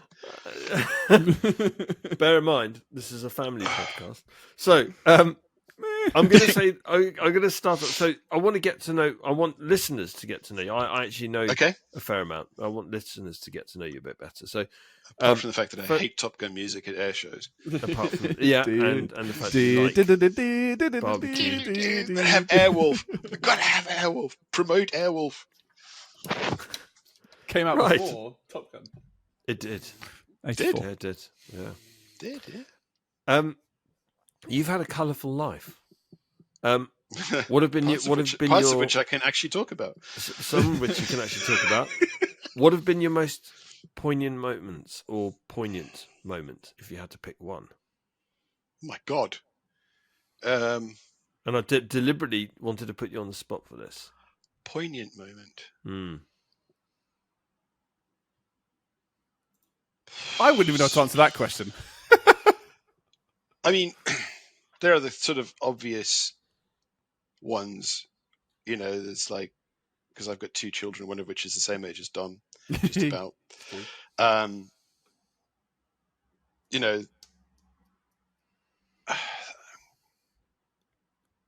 think the thing that changed me the most was doing national service.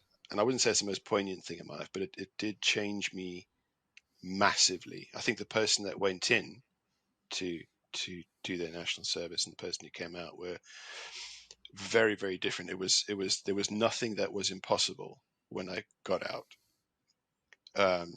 largely because of what I did when I was in there, but nothing was impossible. There were very few things that I can't imagine myself not being able to do. And I think that that's something that a lot of people, especially these days, don't necessarily understand. Is that I was going to say, apart from a prostate exam. prostate exam. Prostate exam is not impossible. It's uncomfortable. I mean, Sorry. There was somebody who said to me on the topic of prostate exams was that, can you do one? No. Somebody said, can you do, this is proper chat Stevie T, can you do your own prostate exam? Right?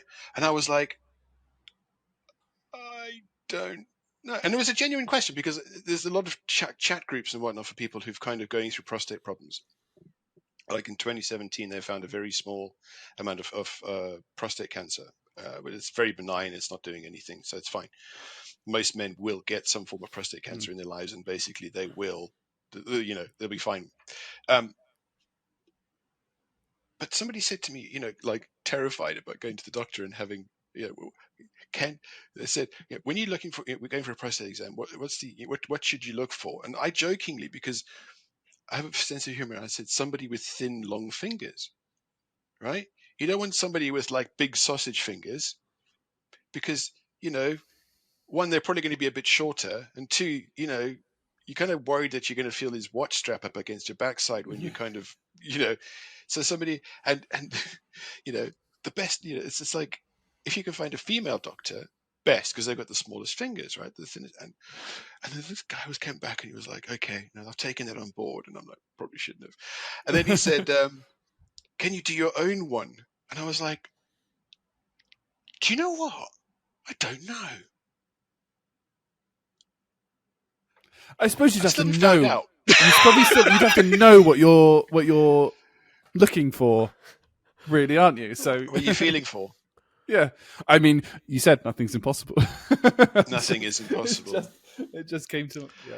I'm just wondering how acrobatic you would have to be. Very.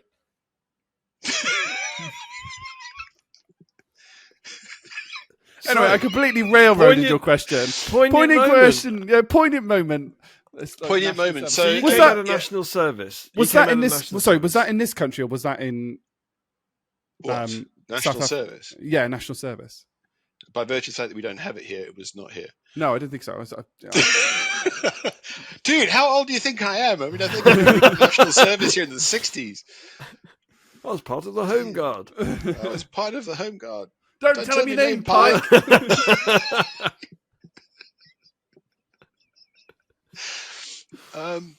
So yeah, I mean, that was life changing.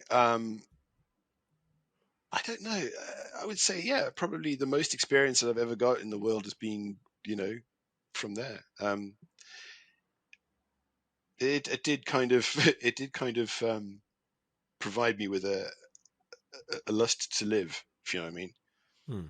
It was that kind of life changing where you kind of came out with like, okay, I can make a difference if I do stuff, and that's been part of it.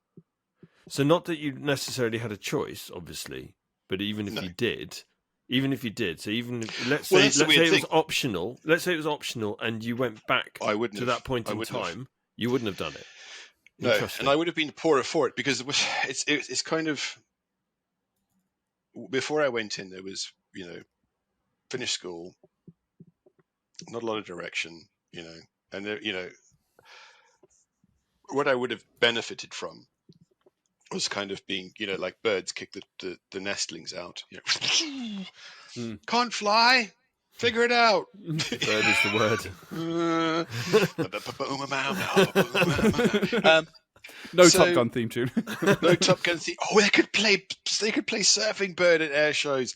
Yes, Surfing Bird at air shows. That would work. Play the Ramones version. That's even better. but yeah, you kind of benefit from a lot of people would benefit from just being forced to do something, because it's one of those things, Dom. I mean, I know you've read the Subtle Art of Not Giving a Fuck book, but what they talk about is responsibility, and I think that people kind of avoid responsibility by virtue of the fact that, oh, something happened to me, it's not my fault, it's not my responsibility. If you force people into positions where things that aren't necessarily something that they wanted are their responsibility, they take a lot more ownership for things. I'm not necessarily saying that we should draft people into the army and have them, kind of do what we did, but especially not what we did, but some kind of national civil service would be perfect for everyone, because it gives them a gap, it gives them a time to grow, it gives them an opportunity to spend time with people that they necessarily wouldn't normally do. People from different places in society would be forced to work together, and I think you see the world in a very different light once you've actually kind of not got your parents in the background going, hey, this is the truth. So yeah, I'd be all for that. The person from the book, William James, who's like arguably the father of, like the father of psychology, so to speak. Basically, he was born during his childhood. He was left blind for a while, went to school where he was terrible, found his passion painting, but nobody bought any of them. So his father sent him to medical school. And he went to a madhouse and that he had identified more with the patients than with the doctors, and failed medical school. His brother became a successful author. During this, he got a disease of the stomach which could barely let him move. Got a little bit better, decided to take a trip to Latin America. But this nice trip, but like you're imagining, like beaches, Corona. No, his trip lasted months, and he got sick again. He caught another disease. I can't remember which was going around at this time. I remember this from the jungle fever. Jungle fever, yeah. Yeah. So he caught that. He basically nearly died and then eventually made it back. And we're talking like, this isn't like 10, 20 years ago. We're talking like, 16th century sort of thing. So traveling from like America to the UK was not an easy thing to do, if you know what I mean, at that time. And basically he was like just ready to kind of commit suicide. And he basically said to himself that he is responsible for everything. Now, the key point, I think, on that is there's a difference between at fault and responsibility. So, yep. We deliberately confuse that. We deliberately confuse that in society. Yeah. So if I came along with a baseball bat and I broke your legs, Steve, I am at fault, but you are still responsible. And you've got two decisions, right? You could just be like, oh, woe is me. And you could not do the recovery, not do the request, probably be in a lot of pain, have to go around in a wheelchair, etc. Whatever it may be. Or you take responsibility and you're like, right, well, fuck you, right? You get on your bike, you sort yourself out, you get yourself back to full strength, do all the rehab, etc., etc. You've taken responsibility for the rest of your life, and you've not let the person that's at fault. You can also then take responsibility, right? Like, well, actually, I'm also now going to sue Dom within the inch of his life, because I got the energy to do that. You still have to have the want. I just come around yours with a baseball bat. I was waiting for that. Yeah. But I think taking responsibility, once you start doing it, becomes infectious, because you then start to generate the idea that you can take responsibility for something and you can achieve something, and it comes off the back of that very, very quickly. And the more you do it, the more infectious it becomes. But it's so easy to lose as well. It's so easy to lose. It's an interesting thing. I quite like this kind of like fault responsibility kind of like fallacy. I mean, you've mentioned I've read both his books, Settle Up, Not Giving a Fuck, and We're Totally Fucked, a book about hope. The second one's not quite as strong as the first one. I haven't read it yet. It's not quite as strong as the first one, but because it kind of he's trying to get loads of tidbits in, whereas the first book is more of a journey about like him, which I think just reads a little bit smoother. But it's also where I got like the story of Hiro Onoda, right? He took because he took responsibility for his men and him when he was in the jungle during World War II, even though he was still doing that I think it's like 27 years later, he was happier then than when he was a celebrity back in Japan because he was solving his own problems. And it's quite often honestly, sometimes this is going to sound very controversial, considering I am somebody that has gone through and is going through therapy. But sometimes people would benefit being put into the military and told to do things to solve problems, because they would develop a sense of self-worth and self-confidence, would be more effective than some of the overly empathized therapies. There's a balance. Like, you still need the empathy that you need these days, and I think like too much of a bad thing can cause trauma, but too much of a good thing can cause trauma as well. There's a real balance. It's about like and I think like what going into the national service or doing something that you're passionate about that gives you manageable, solvable problems, allows you to develop your own sense of self-worth, which develops your own sense of self-confidence. And then you get this kind of like, well, actually, nothing's really possible if I really put my mind to it. Well, this is it. I mean, there are two things that it does teach you. Firstly, is that you don't actually matter. As a human being, as a person, you are part of a cog. You're a part of a machine. You'll have a general whose goal is to win the war. You'll have a series of chains of command, and then you'll have a captain or a lieutenant whose goal is to take a hill, and then you'll have a sergeant who needs to figure out how you manage to do that, and you have all of that. So you're just part of a machine, and the fact that you kind of wake up fairly quickly to the fact that actually, as a human being, as an individual, your feelings, they don't matter. Nobody cares, right? Get on with it. You've got a job to do, and you're going to have to go and do it. And you might not like it. In fact, being shot at's probably not a nice thing.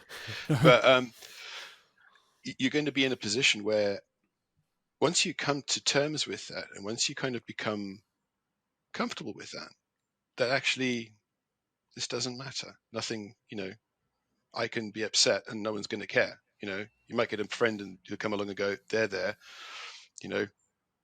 pat on the back kind of thing. And off you go and you go and do it. Is I guess the value of people's, there's a lot of, we get told a lot of things that are like, oh, you got to tiptoe around people sometimes, and you've got to walk on eggshells, and you've got to be very careful about what you say to see. And I think that's harming people a lot, because once you start to think that, once you start to get on the journey of my feelings are something that somebody else needs to take responsibility for, then you can just go mad, and everything offends you, and then you end up with Gen Z. That's harsh and Gen Z. There's some good Gen Z, but yeah, I know what you mean. But it's interesting actually that there is no joke that is offensive. There are only people that take offense to a joke. Take offense, yeah, exactly, yeah, and don't confuse truth and opinion. Okay, I'm gonna. Joey's a bit stunned. Well, I think what's interesting, like from my perspective now, Joe, don't contribute. You can still contribute your opinion. By the way, you don't have to move this on. No. I'm very curious about what you think of it as well. What was your most poignant moment? My most poignant moment. Let's turn it back on our host today, Steve. Oh, you did the old flipperoo. Obviously. It's my Uno Switch card. I've got one somewhere. My most poignant. If I had to choose one,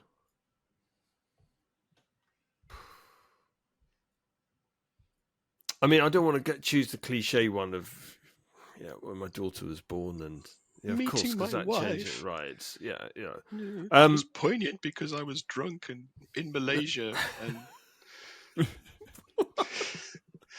Yeah, so lady boys. They were lady boys. Can't remember anything else. Just woke up married.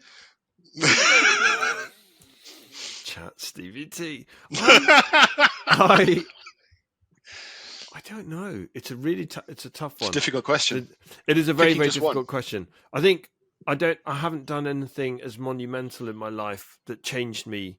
I've had lots of things happen to me. that have changed me, that I've had to react to. So for me, it's I would imagine escaping Iran was probably one of them. Yeah, that was quite traumatic. But I was too young to really grasp what was going on. I think if I had to choose one, and probably let's make this easy, because I'm still going through things now. So, Of course you are. if I had to choose one, I'd say coming to this country at the age of 5. Because and having to come to this country urgently because there was a revolution in Iran. Because being shot at isn't fun. Because being shot at's not fun. Because my father being arrested by the Iranian police, so special police, whatever you want to call them. Special police. So basically accusing him of being a spy. All of that great stuff. Coming to this country and not being able to speak a word of English. So not only could I not speak English, I couldn't understand a word of English. Literally didn't have a clue what anybody was talking about. And I just remember being in the class and having to have a teacher, so especially, I had to go to one side. It's so horrible. It was horrible. So all of those feelings of I feel different and confused, and I don't actually really know what's going on, because the life that I knew, I was wrenched away from that. Can I just say, you've managed to catch up nicely. Oh, thank you. I tried. You've had a few years to do it, like 40, but you're getting there. You're getting there. I'm getting there. It was a bit bonkers. So I think that's the moment that changed me. But it's an interesting point what you made, Steve, which is I didn't have a choice. I was that situation. It was thrust upon me, and you either sink or swim. So what do you do? Like, you've got no choice. I was having this conversation with somebody about what it was like growing up in the UK, for example, in the 70s and 80s. In the 70s, right, where racism was. Ooh. I mean, it was casual. You saw casual racism, and it was rampant just on TV and TV programs, right? It was accepted. So you can imagine what the racism was like. I can, because I grew up in a country where racism was policy. Right, policy. I mean, it was the other way around. Insane, right? How insane is that when you think about it? Right, it's absolute insanity. It was government policy. It was how we lived our lives. It was yeah. And then, because I've lived in so many different countries because of my dad's job, and come across so many different cultures and so many different people, and you suddenly realise, you know what? We're all the same. We're all the same. We have the same hopes, fears. We have the same dreams. Yeah. We all bleed in the same way. Do the same stupid jobs. Do the same silly things. We still get frustrated at the same things. We're all the same. It doesn't matter where you're from, what language you speak, the colour of your skin. In Thailand, I met somebody who was a person in Thailand, a Thai person. I'm trying to think what they were. They were a Thai person, and it was weird because we'd come out of the Muay Thai event. We'd gone to go and see in a place called Chiang Mai. So Thai boxing, I guess you could. I don't know if I'm saying Muay Thai right, but Dom would have loved it. Muay Thai, is it? Muay Thai, something like that. And as we were leaving, there was this impromptu kind of bar that somebody had set up, which was like some overturned doors on some barrels and a beach umbrella. But it was dark. But I don't know what the beach umbrella was for, but it was there. And all the locals were there. And vibes, yeah. I mean, but there must have been about 5 or 6 locals, and they were like drinking Thai whiskey and whatnot. I mean, we walked past them, and I said, "Oh, do you mind if we have a drink with you?" And they were like, "Yeah, this is great. Come and join us." And we got talking about philosophical stuff. And eventually, obviously, once you've had quite a lot of Thai whiskey, you get to the deep stuff. And he said, as human beings, we wake up every morning hoping to see the sun go down, and then we go to bed hoping to see the sun come up. And I thought that was, if you break down the human experience that's what everybody wants. You kind of want to wake up on the right side of the grass every morning, and you kind of want to go to bed and have it all happen again.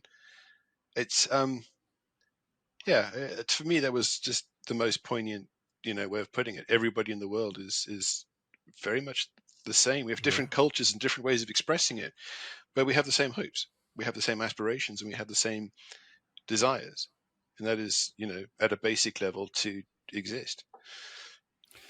It's interesting based upon what you were sort of saying on there. Like, so one of the questions I've been recently asked as part of like the essay bits and pieces I've had to do is what is your happiest day? Why? And explain it. Now, there's absolutely not a Scooby-Doo I could come up with what my happiest day was, because I got my bicycle. No, not for two reasons. One, because I think to pinpoint a specific day is really, really difficult. The other bit is because PTSD means I have no long-term memory. But the interesting bit that when I tried to answer it and tried to look at it is that I think it's worth noting when you said about those like deep conversations that the biggest joy that I've had over the last, especially I'd say kind of like 2 years, and like I said, this is all Jerry's fault, is that these deep conversations are actually what bring you joy. It's the journey that you go on with people and discover about people and understand different people. Because before I started this podcast, I didn't know that much about Jerry from a personal perspective. We knew bits and pieces, but we've grown, and I was about to say we've grown up together. We haven't, because neither of us have grown up. We've just grown up. No, I was going to say, like, I'm sure I can ask Join the Chloe, and club. she'd be like, no. Yeah. I'm surrounded by a room of toys. Yeah, I mean, I've got a blue spiny shell from Mario Kart sat behind the green screen, right? It's my toys. They're my toys. Yeah, look at that. No, wait, wrong theme tune. So for the I don't benefit have of an people- Airwolf. Don't you? They're so hard to find. They did do them. It was a model company that did them, but you can't get them anymore. So for the benefit of people who are not watching videos, so Steve Oh, God, is really into aero modeling. So I'm into modeling. Yeah, well, tanks as well. I mean, you've seen my tanks. Oh yeah, not just. I'm trying to get Jerry to spend more time doing it, because it's one of the most satisfying things you can do is just make something. If you can make something, even if it's built from a kit, to make something is so rewarding. Every person should have a creative outlet, a mental outlet, and a physical outlet.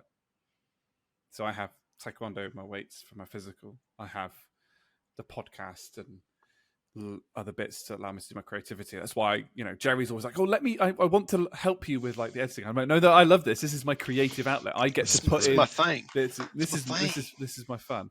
And and I have my mental outlet, which is normally work or I enjoy doing things like Sudokus and bits and pieces like that. And I'm a big video game lover, so. Yeah, I think that's I have too many creative outlets, and I never manage to I need fewer creative outlets. Yeah, but it's good. Yeah, but it's good to have a big raft of creative outlets, and then you have to whittle that down. I think it's more difficult when you don't have any. They become expensive. Well, yeah, that's true. Dom, I have to ask you. So, what's your most? God damn it! I thought I'd gone away with it. I would have gone away with it with one of these meddling kids. You can't do a flipperoo back on me, and then you have to answer that. You knew it was coming, surely. Yeah. At the time of recording this podcast, it might be next weekend. I don't know yet. What's happening next weekend? So for those that don't know, next weekend I am going for my 4th degree in Taekwondo. Which very cool. It's been a lot of work. People will only see certain bits.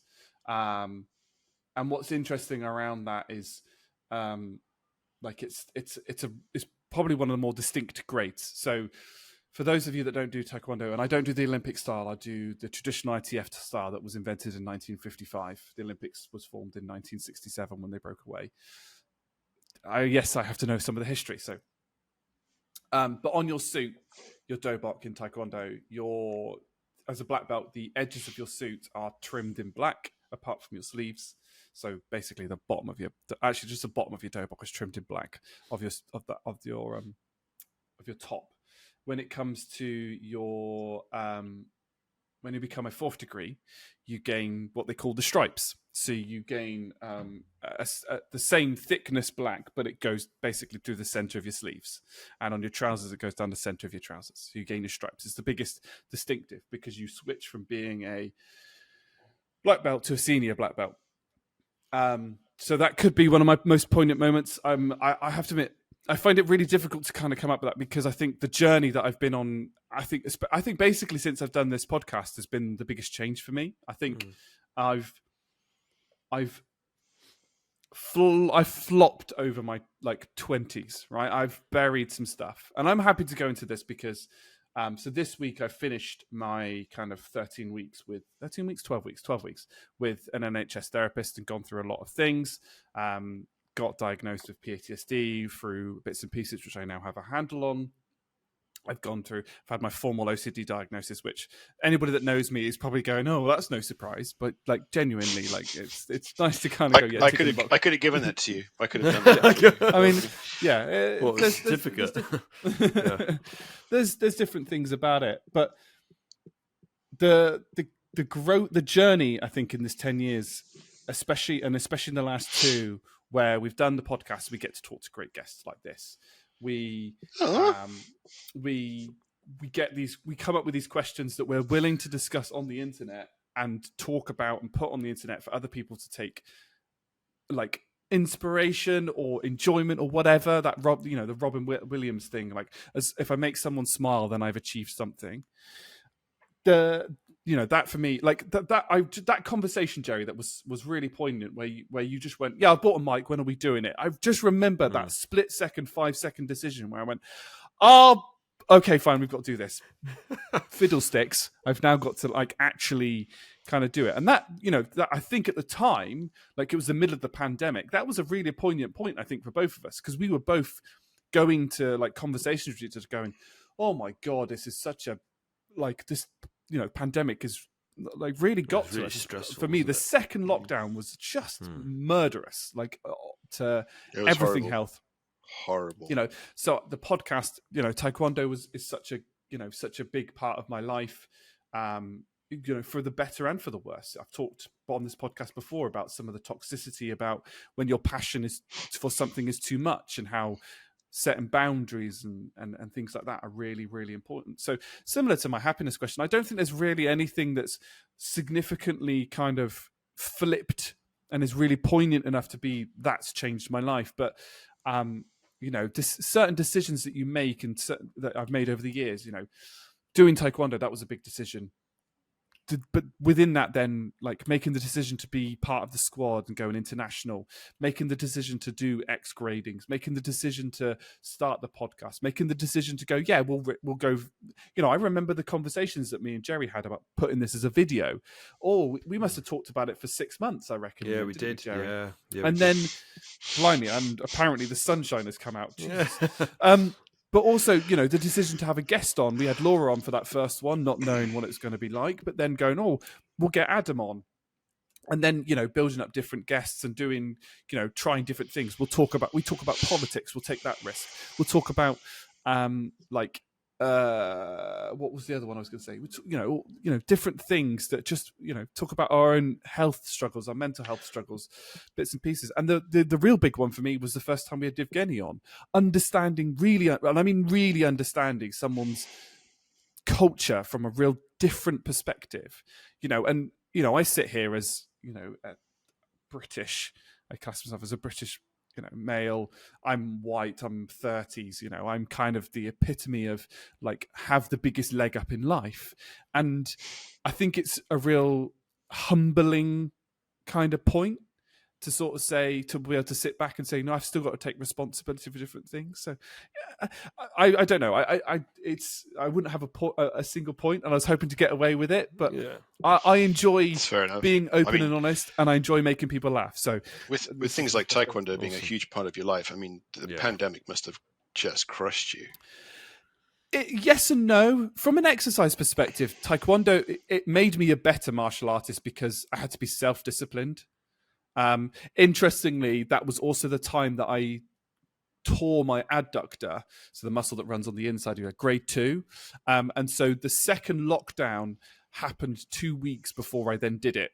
I tore my abductor doing a jumping back kick in my flat while brushing my teeth. So, that's always exactly. You're lucky it was limited to just that, I think. Yeah, the thing is, I landed it and went, that was mint. No pun intended with the toothpaste. Yeah. Went to bed, woke up, and then my entire inside of my leg, and went, oh, that I must have torn that. But that required 39 weeks. If I tried that, I would have explained to paramedics how I landed the plane squarely on the top of my head. But the interesting thing, like cracking your head open on the sink, yeah. But if somebody said to me now, if you had the choice, would you train at home like you did during the pandemic? And the answer to that is fuck no. No. Lesson learned. No. It was brutal. It was brutal. So carry on. What's your next question? Yeah, look. So second question. By the way, I'm going to leave it at the second question because I'm also aware of time. So and it's a lot for a change. I know. When we're on some of our meetings with Jerry, it's like, I ran out of time. Yeah. Well, I'm going to, because the third question is actually nowhere near as strong as the second question. So I'm going to ask the second question, but we do all have to answer it, right? So I'm obviously going to start here. I know. So I'm going to start with you, Steve. Obviously, you're the guest. So Dom, you're going to have time to think about this. Take a run up at it. Yeah, exactly. So this is the second question. It's the last one, getting to know you one. And then I think we're going to... Shall we avoid idioms? We'll leave idioms. And then we need to do Celebrity Call-Out Corner. Call-Out Corner. So, Celebrity Corner. We really do need a jingle for that. Okay, so here's the second question. Just did one. Not at the right time. So I'll just grab my guitar and then if you could, I'll get the keyboard. Right, I've got it. Hang on, I've got it here. Good Lord, he has as well. I know a few chords. So we need something along the lines of. Okay, we'll come back. I'm going to try and work out how I can get my microphone close to it so that you can. How's that? Yeah, we can hear it. Yeah, I can hear that. All right, good. Cool. If you could meet your 16-year-old self, crumbs alive. What advice would you give? There's no.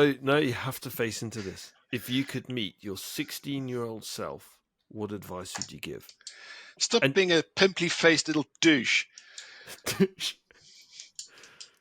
No. Look, grow up. Stop being scared of everything. Okay? All right. Let's expand on that.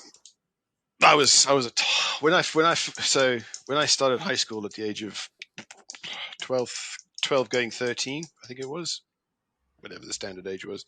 I was the smallest kid in the school. I was tiny, and it was so small that I might not get the story right. If my parents actually watched this, I might go, "That's bullshit."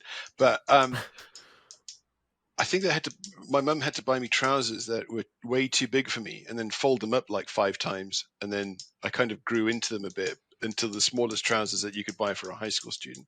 Are you clicking your pen, by the way? Yeah, sorry, I need to stop doing that.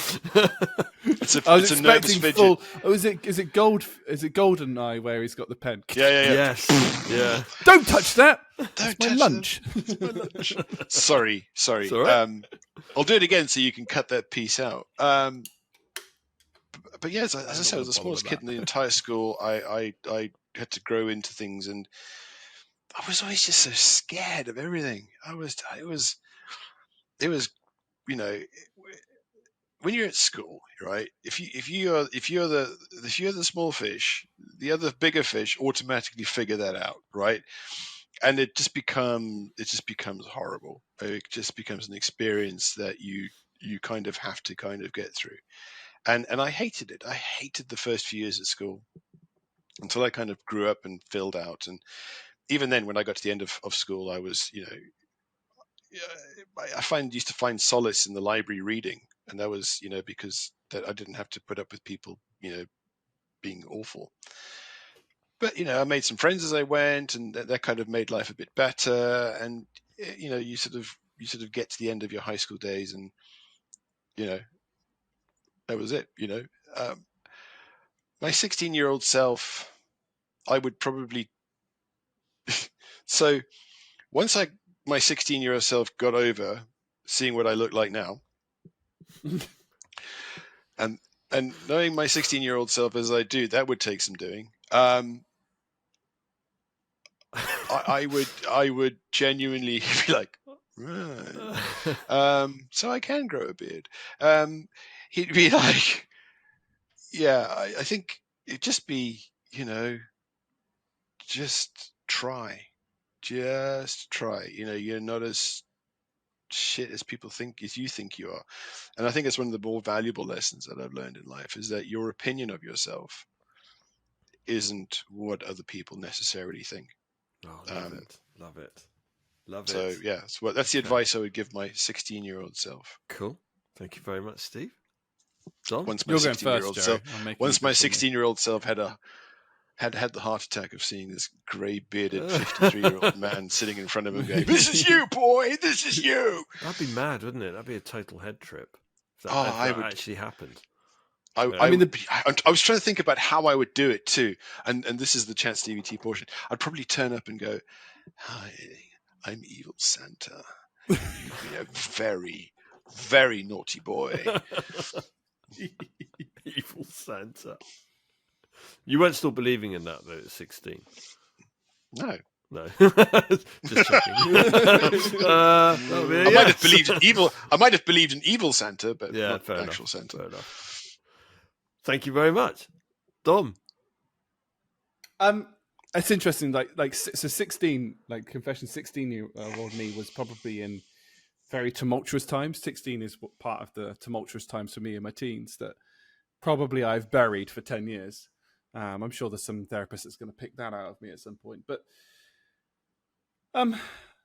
I mean, the advantage that I would have had is I can look my 16-year self in the eye, because I was 6'3" by the time I was 16, and I'm still 6'3". Oh, yeah, I was the tallest in class all the time, but I was 69 kilos, not the 90 kilos that I am now. So 69 kilos. Were you like if you put your arms above your head, would you be in danger of falling through your own asshole? I was going to say, if I turned sideways, I'd disappear. Were you like 2D? Yeah, it's pretty much. Pretty much, that's 2D. Did you have to wear like weights on your feet so that you didn't get blown away by the wind? We've gone into Chat Stevie T mode. This is full on Chat Stevie T. Did you? Were you like one of those incredible wavy men? Like, yeah, woo! That I was the model for all of them around the world. Secretly, I'm a billionaire because that's what I was. Yeah, I don't have to work. I'm not sure I choose to work. But in all that, there's only I suppose there's only one real regret. Like, if I look back on everything, I don't really regret the decisions that I've made and things like that. I would have liked to have perhaps be a bit more open during university and done a few more things. Probably tried less hard, actually, ironically. Like, I worked too hard in the first year of university. Go out, have some fun.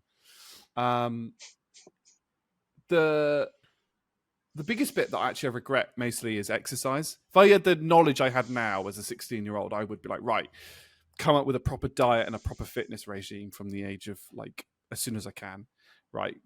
That would have, I think I would have had a lot more success as a competitor. And I think I might have had probably a lot more longevity. My body is ruined, but that's because I've put it through time and time again. Torture. So, I mean, pain is people go, the normal amount of pain is none. I'm like, the normal amount of pain hasn't been none for the last 7 years for me. Pain is kind of what you expect. WD-40 and duct tape needed for me. And you laugh, and sometimes it literally is tape to hold me together. I've had many a time like that. Yeah, I just think honestly, the biggest regret I have is all about diet and my diet. I don't like the word diet, but my food intake and exercise. I just wish I knew what I knew. Yeah, nutrition. Yeah. I just wish I knew what I knew now. Then I wouldn't change any of the decisions I made because they were the right decisions at the right time. I didn't know what I wanted to do, so I just picked the things that I just got rid of the things I didn't like, and then just ended up at one thing and went, oh, I'm actually all right at this. I'll just keep, doing some code. I made some money, sweet, excellent, and then carried on from there. I think There's a few perhaps later decisions I would have changed, but it's interesting that you say one thing. I mean, the difference between 16-year-old me and 16-year-old you is that you were in a position where you could understand things like nutrition because you had the internet. Yeah. We didn't even think about stuff like nutrition because it would have involved actually knowing that it existed. And then you had to go to a library. I mean, I remember I used to do school projects, and luckily I lived in a kind of a small town because then you could cycle down to the local library, and you could get books out, and you could do your projects based on that. And they had a really good library. The school library was okay too, but you had to go to a library to you couldn't just go on Wikipedia and go write this for me. But it's the fact that we didn't even think about things like nutrition because it was the 80s, right? And you were like, nutrition was a fag after breakfast, wasn't it? It was nutrition was like, we didn't have things like 5 a day. You had the basic. We had the basic food groups. Do you remember, Jerry? You had the 5 basic food groups. I think it was 5, but they included things like pasta and bread and dairy and fatty meat and probably a pack of cigarettes. But it was just. It was filterless in Iran. In Iran, it probably consists of a pack of cigarettes. But it was. You had the 5 basic food groups, and as long as you were getting that, then that was nutrition. Yeah. I'm sure Twinkies were on the 5 basic food groups. Dom's experienced it. He's experienced it. I love Twinkies. Them. We did a food tasting thing, and I did Jaffa cake, didn't you? Did Jaffa cake? Jaffa cakes versus Twinkies, and it was Twinkies are lovely. No, they were not. I've never known a cake to be. Oh yeah, so bad for you. Of course, they're full of saturated. Anything that can be saturated is in a Twinkie. Like literally anything that can be saturated is. And I suspect the only way you could make it worse is if you deep fat fry it. batter it, and then deep fry it. Nice. Did you? Okay. By the way, did you guys try my challenge? My culinary challenge that I set for you? Probably not. No, I don't remember. Bacon and banana. Yeah, bacon and banana sandwich. No, I haven't tried that. You're such pussies.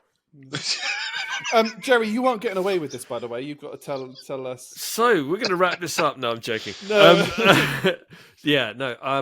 For me, actually, this is a really easy one.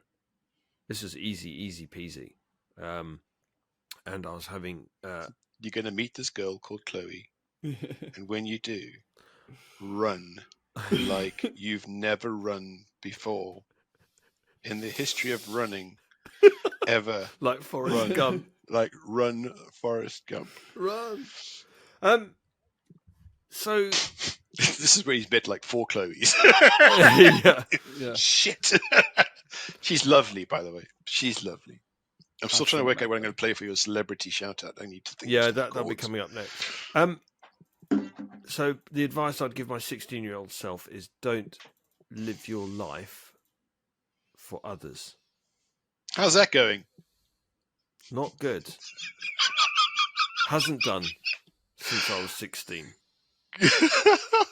In fact, it's interesting.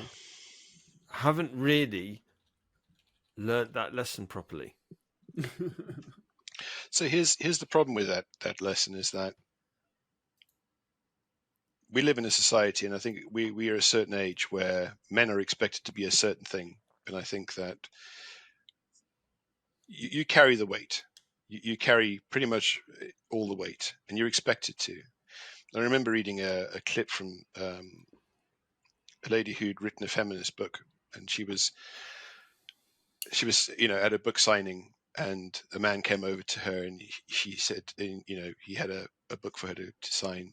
He was buying it for his daughters, who are big fans, and she was talking, and he said something which, and this is from a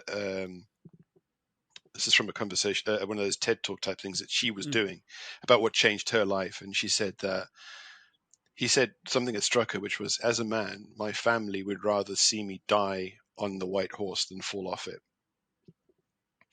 because they can't conceive the fact that I can't, do this thing. And the more I think about that statement, the more I kind of realize that it's very, very true in a lot of a lot of relationships where, the sort of silent carrying. And I'm not like going, oh man, we have it so bad, we have it so rough, but we are, I think, expected in the family unit or the family module to carry the weight and just carry it. I think just one of the things that's changing, it's slowly changing as well, because we've recognised that, women have it hard. Like there are a lot of stuff that they have it really, really hard. And that has now started to change. Or, I'd say, there's a certain things that are totally unacceptable to sort of say these days that wouldn't have been like 5-10 years ago. And because of that, now people are going, oh, actually, yeah. Also, because of this, we've now recognised that it is hard for men as well in certain different aspects as well, and that equality is coming through. I've noticed a few things, but I agree. I think sometimes there is a the quote I read was, "Women are loved, men are loved for what they provide," and I don't think that statement is quite as black and white. I think there are definitely, I know there's people that wouldn't care what I provide. They just care about me. I do think there are people that do, and that do care about me. But that's definitely sort of a perception shift that's kind of gradually come in. You see, it's interesting. I think one of the things that women... Sorry, Jerry. Go on. I think one of the things that women did right was create feminism, because I think it provides women with, more than anything else, a support group, which men don't have. We've not been able to create that because I don't even think that we think that way generally. I think that as a support group, we've got each other, and you'll kind of, if something's wrong, you'll go, you're right, mate, and you can have a conversation with somebody. But as a larger support group, we just don't have that. But even I think that's now. interesting. But I think that's really changed a lot recently. It's changing in certain like areas, if you know what I mean. It's changing slowly. So I would find the idea inconceivable because I'm of a certain age. You see, I think I'm quite receptive to it. Sorry, Jerry, you go. No, I was going to say, look, I have to say that it's an interesting one, because I also look at it through the lens of what women have had to take on and the burdens that they've had to carry. I think actually when you look at it, it goes back to the whole, when we talk about equality, it's about recognising the different challenges that men and women have had to face. And actually, and do you know what? And I'll say this, it's a bold statement, but I'm going to say it, and I do mean it. So I hear you, Steve. I still think it's a hell of a lot easier in this day and age to be a man than it is to be a woman. Yes. And I'd go so far as to say that I think there is that women have to deal with and manage, albeit that they're different, but a lot more pressure. A lot more pressures and a lot more challenges that they've got to. I actually, and I don't mean this. I don't actually mean this in any sort of a patronising way at all. But I do actually genuinely feel sorry for women. I've got a 20-year-old daughter, or soon to be 20, and what she's had to deal with and manage. Yeah, no, it's interesting actually to have a daughter. It just changes your perspective. If I had a son, I think if I only had one child and that child was a son, I think my worldview would be different. But it's opened my eyes. But I think it's an interesting one, because I think that for women and men, things need to change. Yeah. Things need to change. Yeah. The lines need to be blurred, and we all need to agree that actually we're all facing into the same kinds of challenges, really, aren't we? I think the one thing I will say is, although you say that women have it harder, that's not to say that men don't have it hard. No, exactly. That's 100. Yeah. It's not saying. I'm not saying there's a guy who got it easy. Of course not. And the points that you made, Steve, that applies. That applies to a lot of men in a lot of situations that they're in. Yeah. Yeah. And women have to deal with a whole different set of challenges as well, don't they? I would love it. Be back to prostate exams. Oh God. No, we need to move away from that subject. You can determine if you can do your own prostate exam. I think that I would love it for us to be able to have an adult conversation as a species and say, these are the problems that we've all got, and these are Have you seen problems Brexit? that are unique to us. I know, right? But to be able to go acknowledge that it's not a competition to who's got the shittest life. It's about going along the lines of, okay, we're individuals and we've each got shitty things that happen to us. Not I'm this and therefore I've got a shittier life than you. Yes, we all have different problems, but it shouldn't be a competition. It should be more of a supportive thing where people can go, do you know what, I've got this kind of problem, and then not for somebody to go suck it up. Right. So on that, and I suppose that my last point on this actually is, if I think it's about men taking more time to understand what women have to go through, and vice versa. I think it's a learning process on both sides, and that will just help everybody. It'll just help everyone. 100%. 100%. Anyway, let's go back to you telling your 16-year-old self. Oh no, that was it. Just don't. Did we do that? Yeah. Don't live your life trying to please. Don't live your life trying to please other people, whether that be your parents, in particular your parents, or anyone else. I never managed to please my parents. Right. So well, it's amazing. One of the biggest things that dealing with PTSD kind of comes in is actually about people pleasing. You know, that's how it's come about. Is that ability to set boundaries, and when you set boundaries, the guilt. God, just yeah.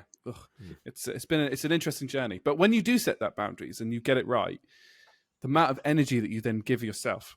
I bet. One of the hardest things I've ever had to learn was not to carry guilt. Yeah. Because as a species, we feel like we have to. And society kind of almost demands that we do, so that we can use it as a learning experience.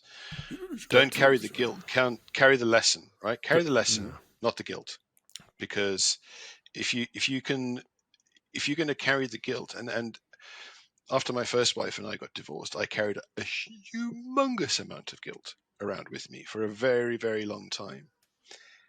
And it was a conscious decision to just put it down and say, right, I've learned my lesson from this, and I'm not going to get, I can't carry this anymore. It's too heavy.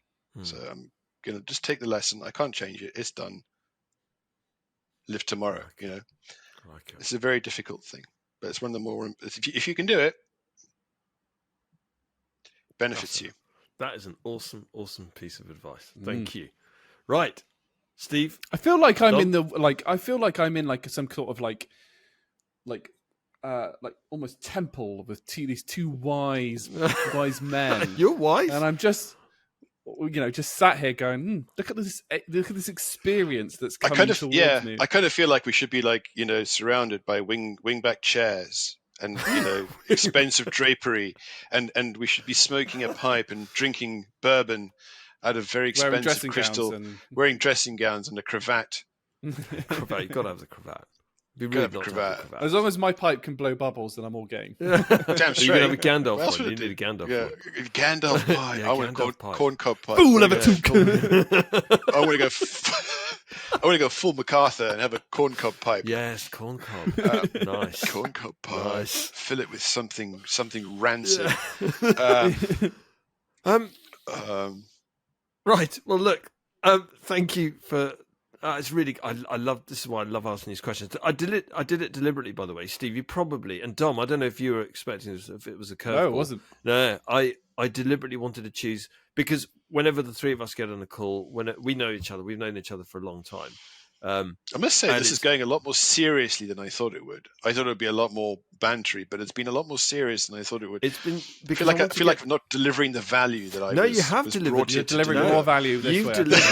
You've delivered tons of value, because I think what for me, what this was about is, let's get to know Steve. Let's actually get to know you. This isn't just people already know about the banter. People that know us, they get the banter on a daily basis, don't they? To be fair, so I just wanted to. I hope you don't mind, but I just wanted to do. I was just really intrigued about those questions as well, because I know you've been through so much, Steve. So the interesting thing I find with this podcast, Steve, is that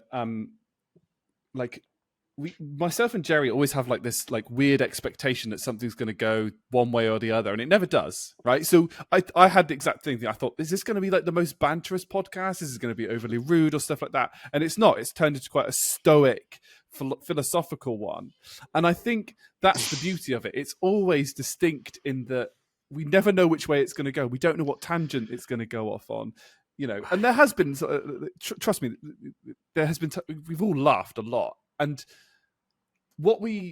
I think what both me and Jerry aim to do with this podcast is we hold our hands up and go, it's probably the world's shittest podcast. But what we're trying to do is just have a bit of fun. That's what it's all about. And just whatever happens. Like, obviously yourself and Jerry have been through so much, which is why I made that point about I feel like I'm being sat.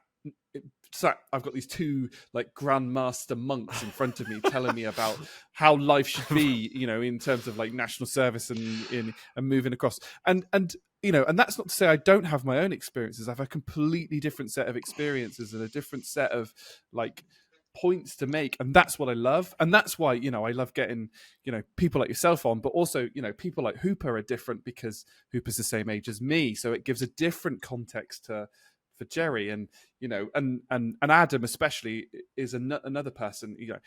He's only a couple of years older than me, but his life journey is completely different. And then we get people like Yevgeny on, and you're like, holy shit balls! I'm just gonna hang on to your seats, folks. We've got to deal with a war. Yeah. So I think that's what makes it so beautiful, and at no point has anybody ever not caused value. It's if people don't listen to it, they don't listen to it. If people will be the judge of themselves. I mean, but the value is just for us three. It is, and as you said, I think we do have good banter, a very good banter. I was crying on Friday. I was crying laughing. We did the quiz. I was crying laughing. Right, but so it's weird because, and again, this is very much the way my brain works. Is that when I say nothing is impossible, when we were doing, because Jerry and I, for those of you who on the listening don't know, Jerry and I do the weekly or monthly quiz. It was weekly. I can't believe we did it weekly. I know. I don't know how you did it weekly. I can't believe how we did it. What was that? Was that quiz number 115, wasn't it? 100. Yeah, that was 115. And we did 100 that we did weekly. We did 100 week in, week out. So during the two missed weeks at Christmas, which is what made it 100 rather than 100. Yeah. So to give context, during the pandemic, they created this weekly quiz so that we could get everyone together and have a bit of fun and, just sort of not bounce off the walls too much. And we didn't do the first few, but we somehow ended up landing in the position where we were the only ones who were kind of doing it. And we kept it going. I think I think if we're not being modest, we did breathed a life into job. that. We breathed life into it. But then we got to the one point where it was becoming a bit kind of mundane. And I said to Jerry, we know what we need to do. We need to do something that's a bit more interactive. Let's do a segment where we do like scenes from movies. And we'll call it. And I said, we'll call it something. We'll figure out a name for it. And then he was like, okay. You could see Jerry was like, yeah, I was not coming way out of my comfort zone. Not happy with this. Not happy with this. Right. So I said, no, look, what I'll do is I'll tell you what, we'll sort it. Right. I'll do the first one. Right.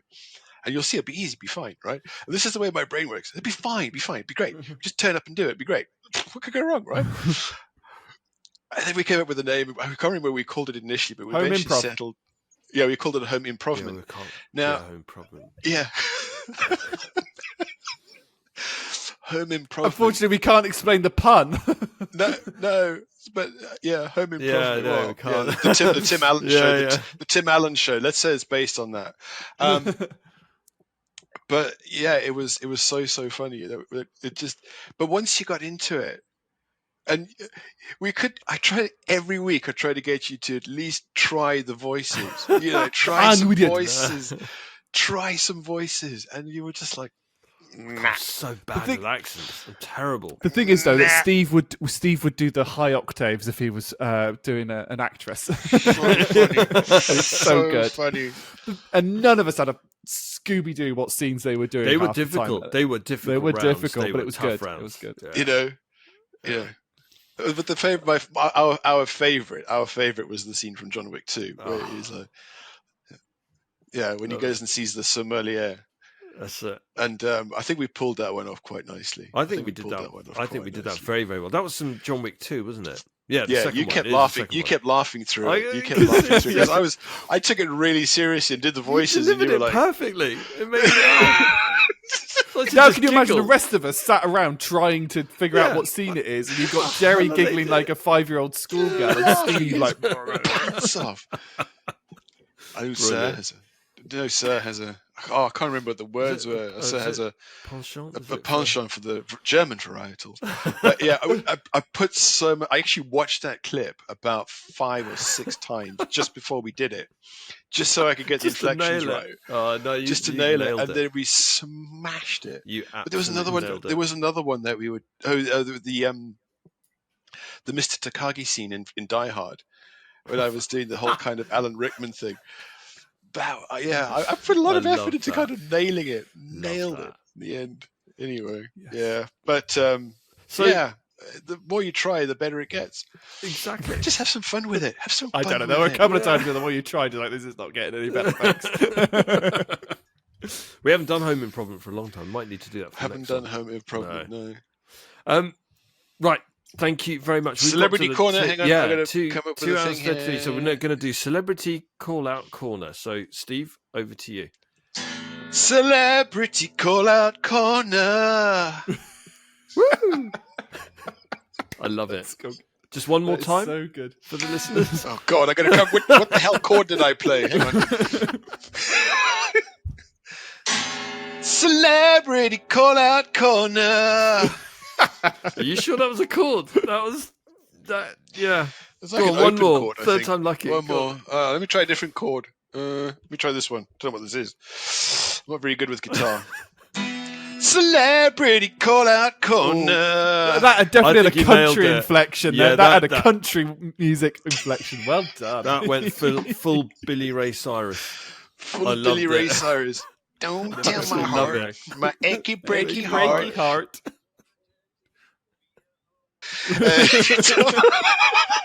I'm pretty sure the lyric is, "He just won't understand." Yeah, no, I changed it. Dom, I've got 2 words for you. Happy editing. So I'm not editing any of this. This is wow. Okay. Assuming nothing goes wrong in the next 2 minutes and the ending, this is going to be cut and shut and done. Okay, well, this last bit's quite easy. I was toying with whether to do this or not. I think I'm always going to revert back to and repeat the very first Celebrity Call-Out Corner. So for listeners, if you remember, the last episode, we did Celebrity Call-Out Corner and I called out Johnny Depp. So I said, if anybody knows Johnny Depp personally, directly, indirectly, knows the agent of Johnny Depp, Johnny would love to get you on the show. And we'll ask you all sorts of stuff. We'll ask you about your go-to meal deal. And we'll just ask you questions that you just don't get asked by people in the standard press and the standard media. So, second celebrity call-out is going to be to... Who's it going to be, Dom? It's got to be Mr. Keanu Reeves, isn't it not? Thank you. It's got to be. It is. So this is a call out to Keanu Reeves. Anyone that knows him directly, indirectly, knows his agent, knows someone who knows him. We would love to have you on the show. We are mega fans. Mega fans is just, I don't think that even does it justice. So it would, I mean, what can I say? If we were to get him on this podcast, I mean, what, the actual fringe or bangs? What, the actual bang? Bangs? Choose whichever weapon you want. Fringe, bangs. The German variety? The German varietals. Can you imagine? So if he does come on, you're going to invite me back just so that I can do like we'll do scenes the scene with him. for him. This application software has got like an audience participation if we really wanted to. I'm sure if we said we've got Keanu Reeves on the thing, the audience participation would be huge. I'm going to take over a little bit of hosting for about 30 seconds. Can I invite someone? Can I invite a celebrity who I'd love to interview? Go on then. I'd love to invite Corey Taylor from Slipknot. If you're listening to this, I would love to interview you. I'd love to have a chat about so many things because I think you've had a really interesting life. Nice. That's a great shout. Nice. That's a great shout. Oh, Corey, apparently he's very funny as well, Corey. He is hilariously funny. Have you ever seen him do? He was doing a concert. He was just doing like an acoustic set for some fans, and he they were like, "Come on, do SpongeBob," and he Yes. sings Oh, yeah. SpongeBob SquarePants. Oh, yeah. Hi, Captain. He just comes across as being. He did a call out for Margot Robbie. Are you ready, kids? Yes, yeah, yes. he did a call out for for Margot Robbie at a Slipknot concert.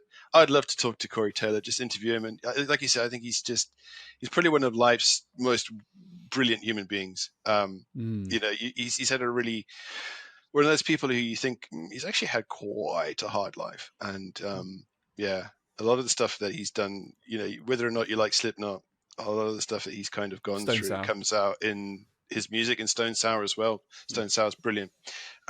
But yeah, if you yeah, but I mean, for anyone who would like to listen to a Slipknot song that you won't hate, listen to a song called Snuff, which is Snuff is a very personal song for him, and it deals with a lot of good stuff. But I found some resonance in it, but it's not a hard song. It's actually a really easy song to listen to. So yeah.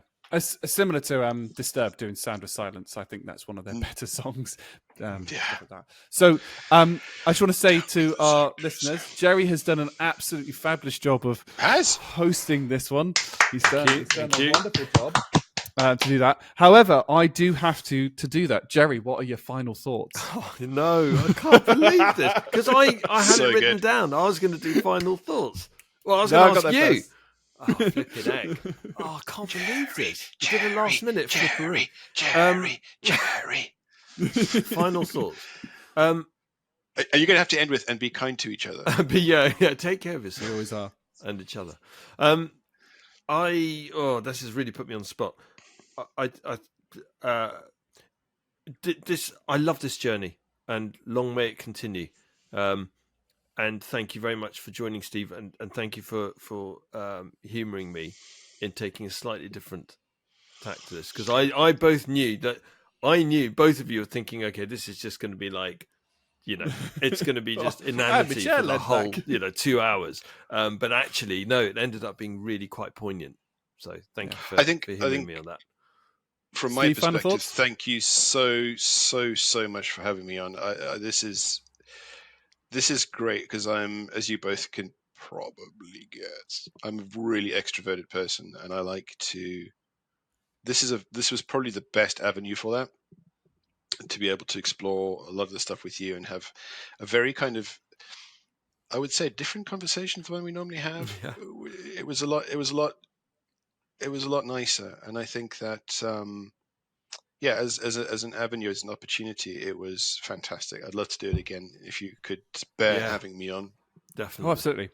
Very jealous that you have this. Actually, very jealous that you have this. I need my own one just to be able to talk crap and have my own guests. Maybe I'll get Corey Taylor on. Not before us. My final thoughts, Jerry. I have got some. Excellent. I've loved this. This has been great. This has been a very. It was a little bit different to what I expected, but it also, it definitely went down the avenues that I thought it would, because of just how this is formed. Yes, absolutely would love to have you back on again, Steve. I like, over the years we've worked. All three of us have now worked together a long time. I have a lot of respect for you both. I think you've gone on a journey that I don't think many people know. They just see you now and don't realize that what you've had to go through to grow to get there. And it's the same for everybody, but it's lovely to do this. Interestingly, Steve, one of the things I did definitely had a thought of is when we get to a point where we'd like to do the odd in-person podcast, and we have a setup and a place to kind of go to and get together. Oh yeah, that'd be fab. I'd absolutely love to do one with you. I'd like to do almost like a pub centric one. We're relaxed. We've got a few beers. Nice. I'd love that. Just sit around with some microphones and just discuss the world. Fab. That's my count me in.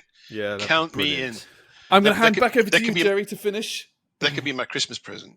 Yeah. We do it in the summer, I think. That'd be barbecues and beers. I love that idea. Absolutely love it. We'll make that happen. Yeah, for sure. Right. So thank you very much indeed, listeners. Once again, thank you everybody for all your support, for continuing to support this. Go on. I forgot to say, I don't know who is it. I'm going to count. I'm going to just open up an application. I love.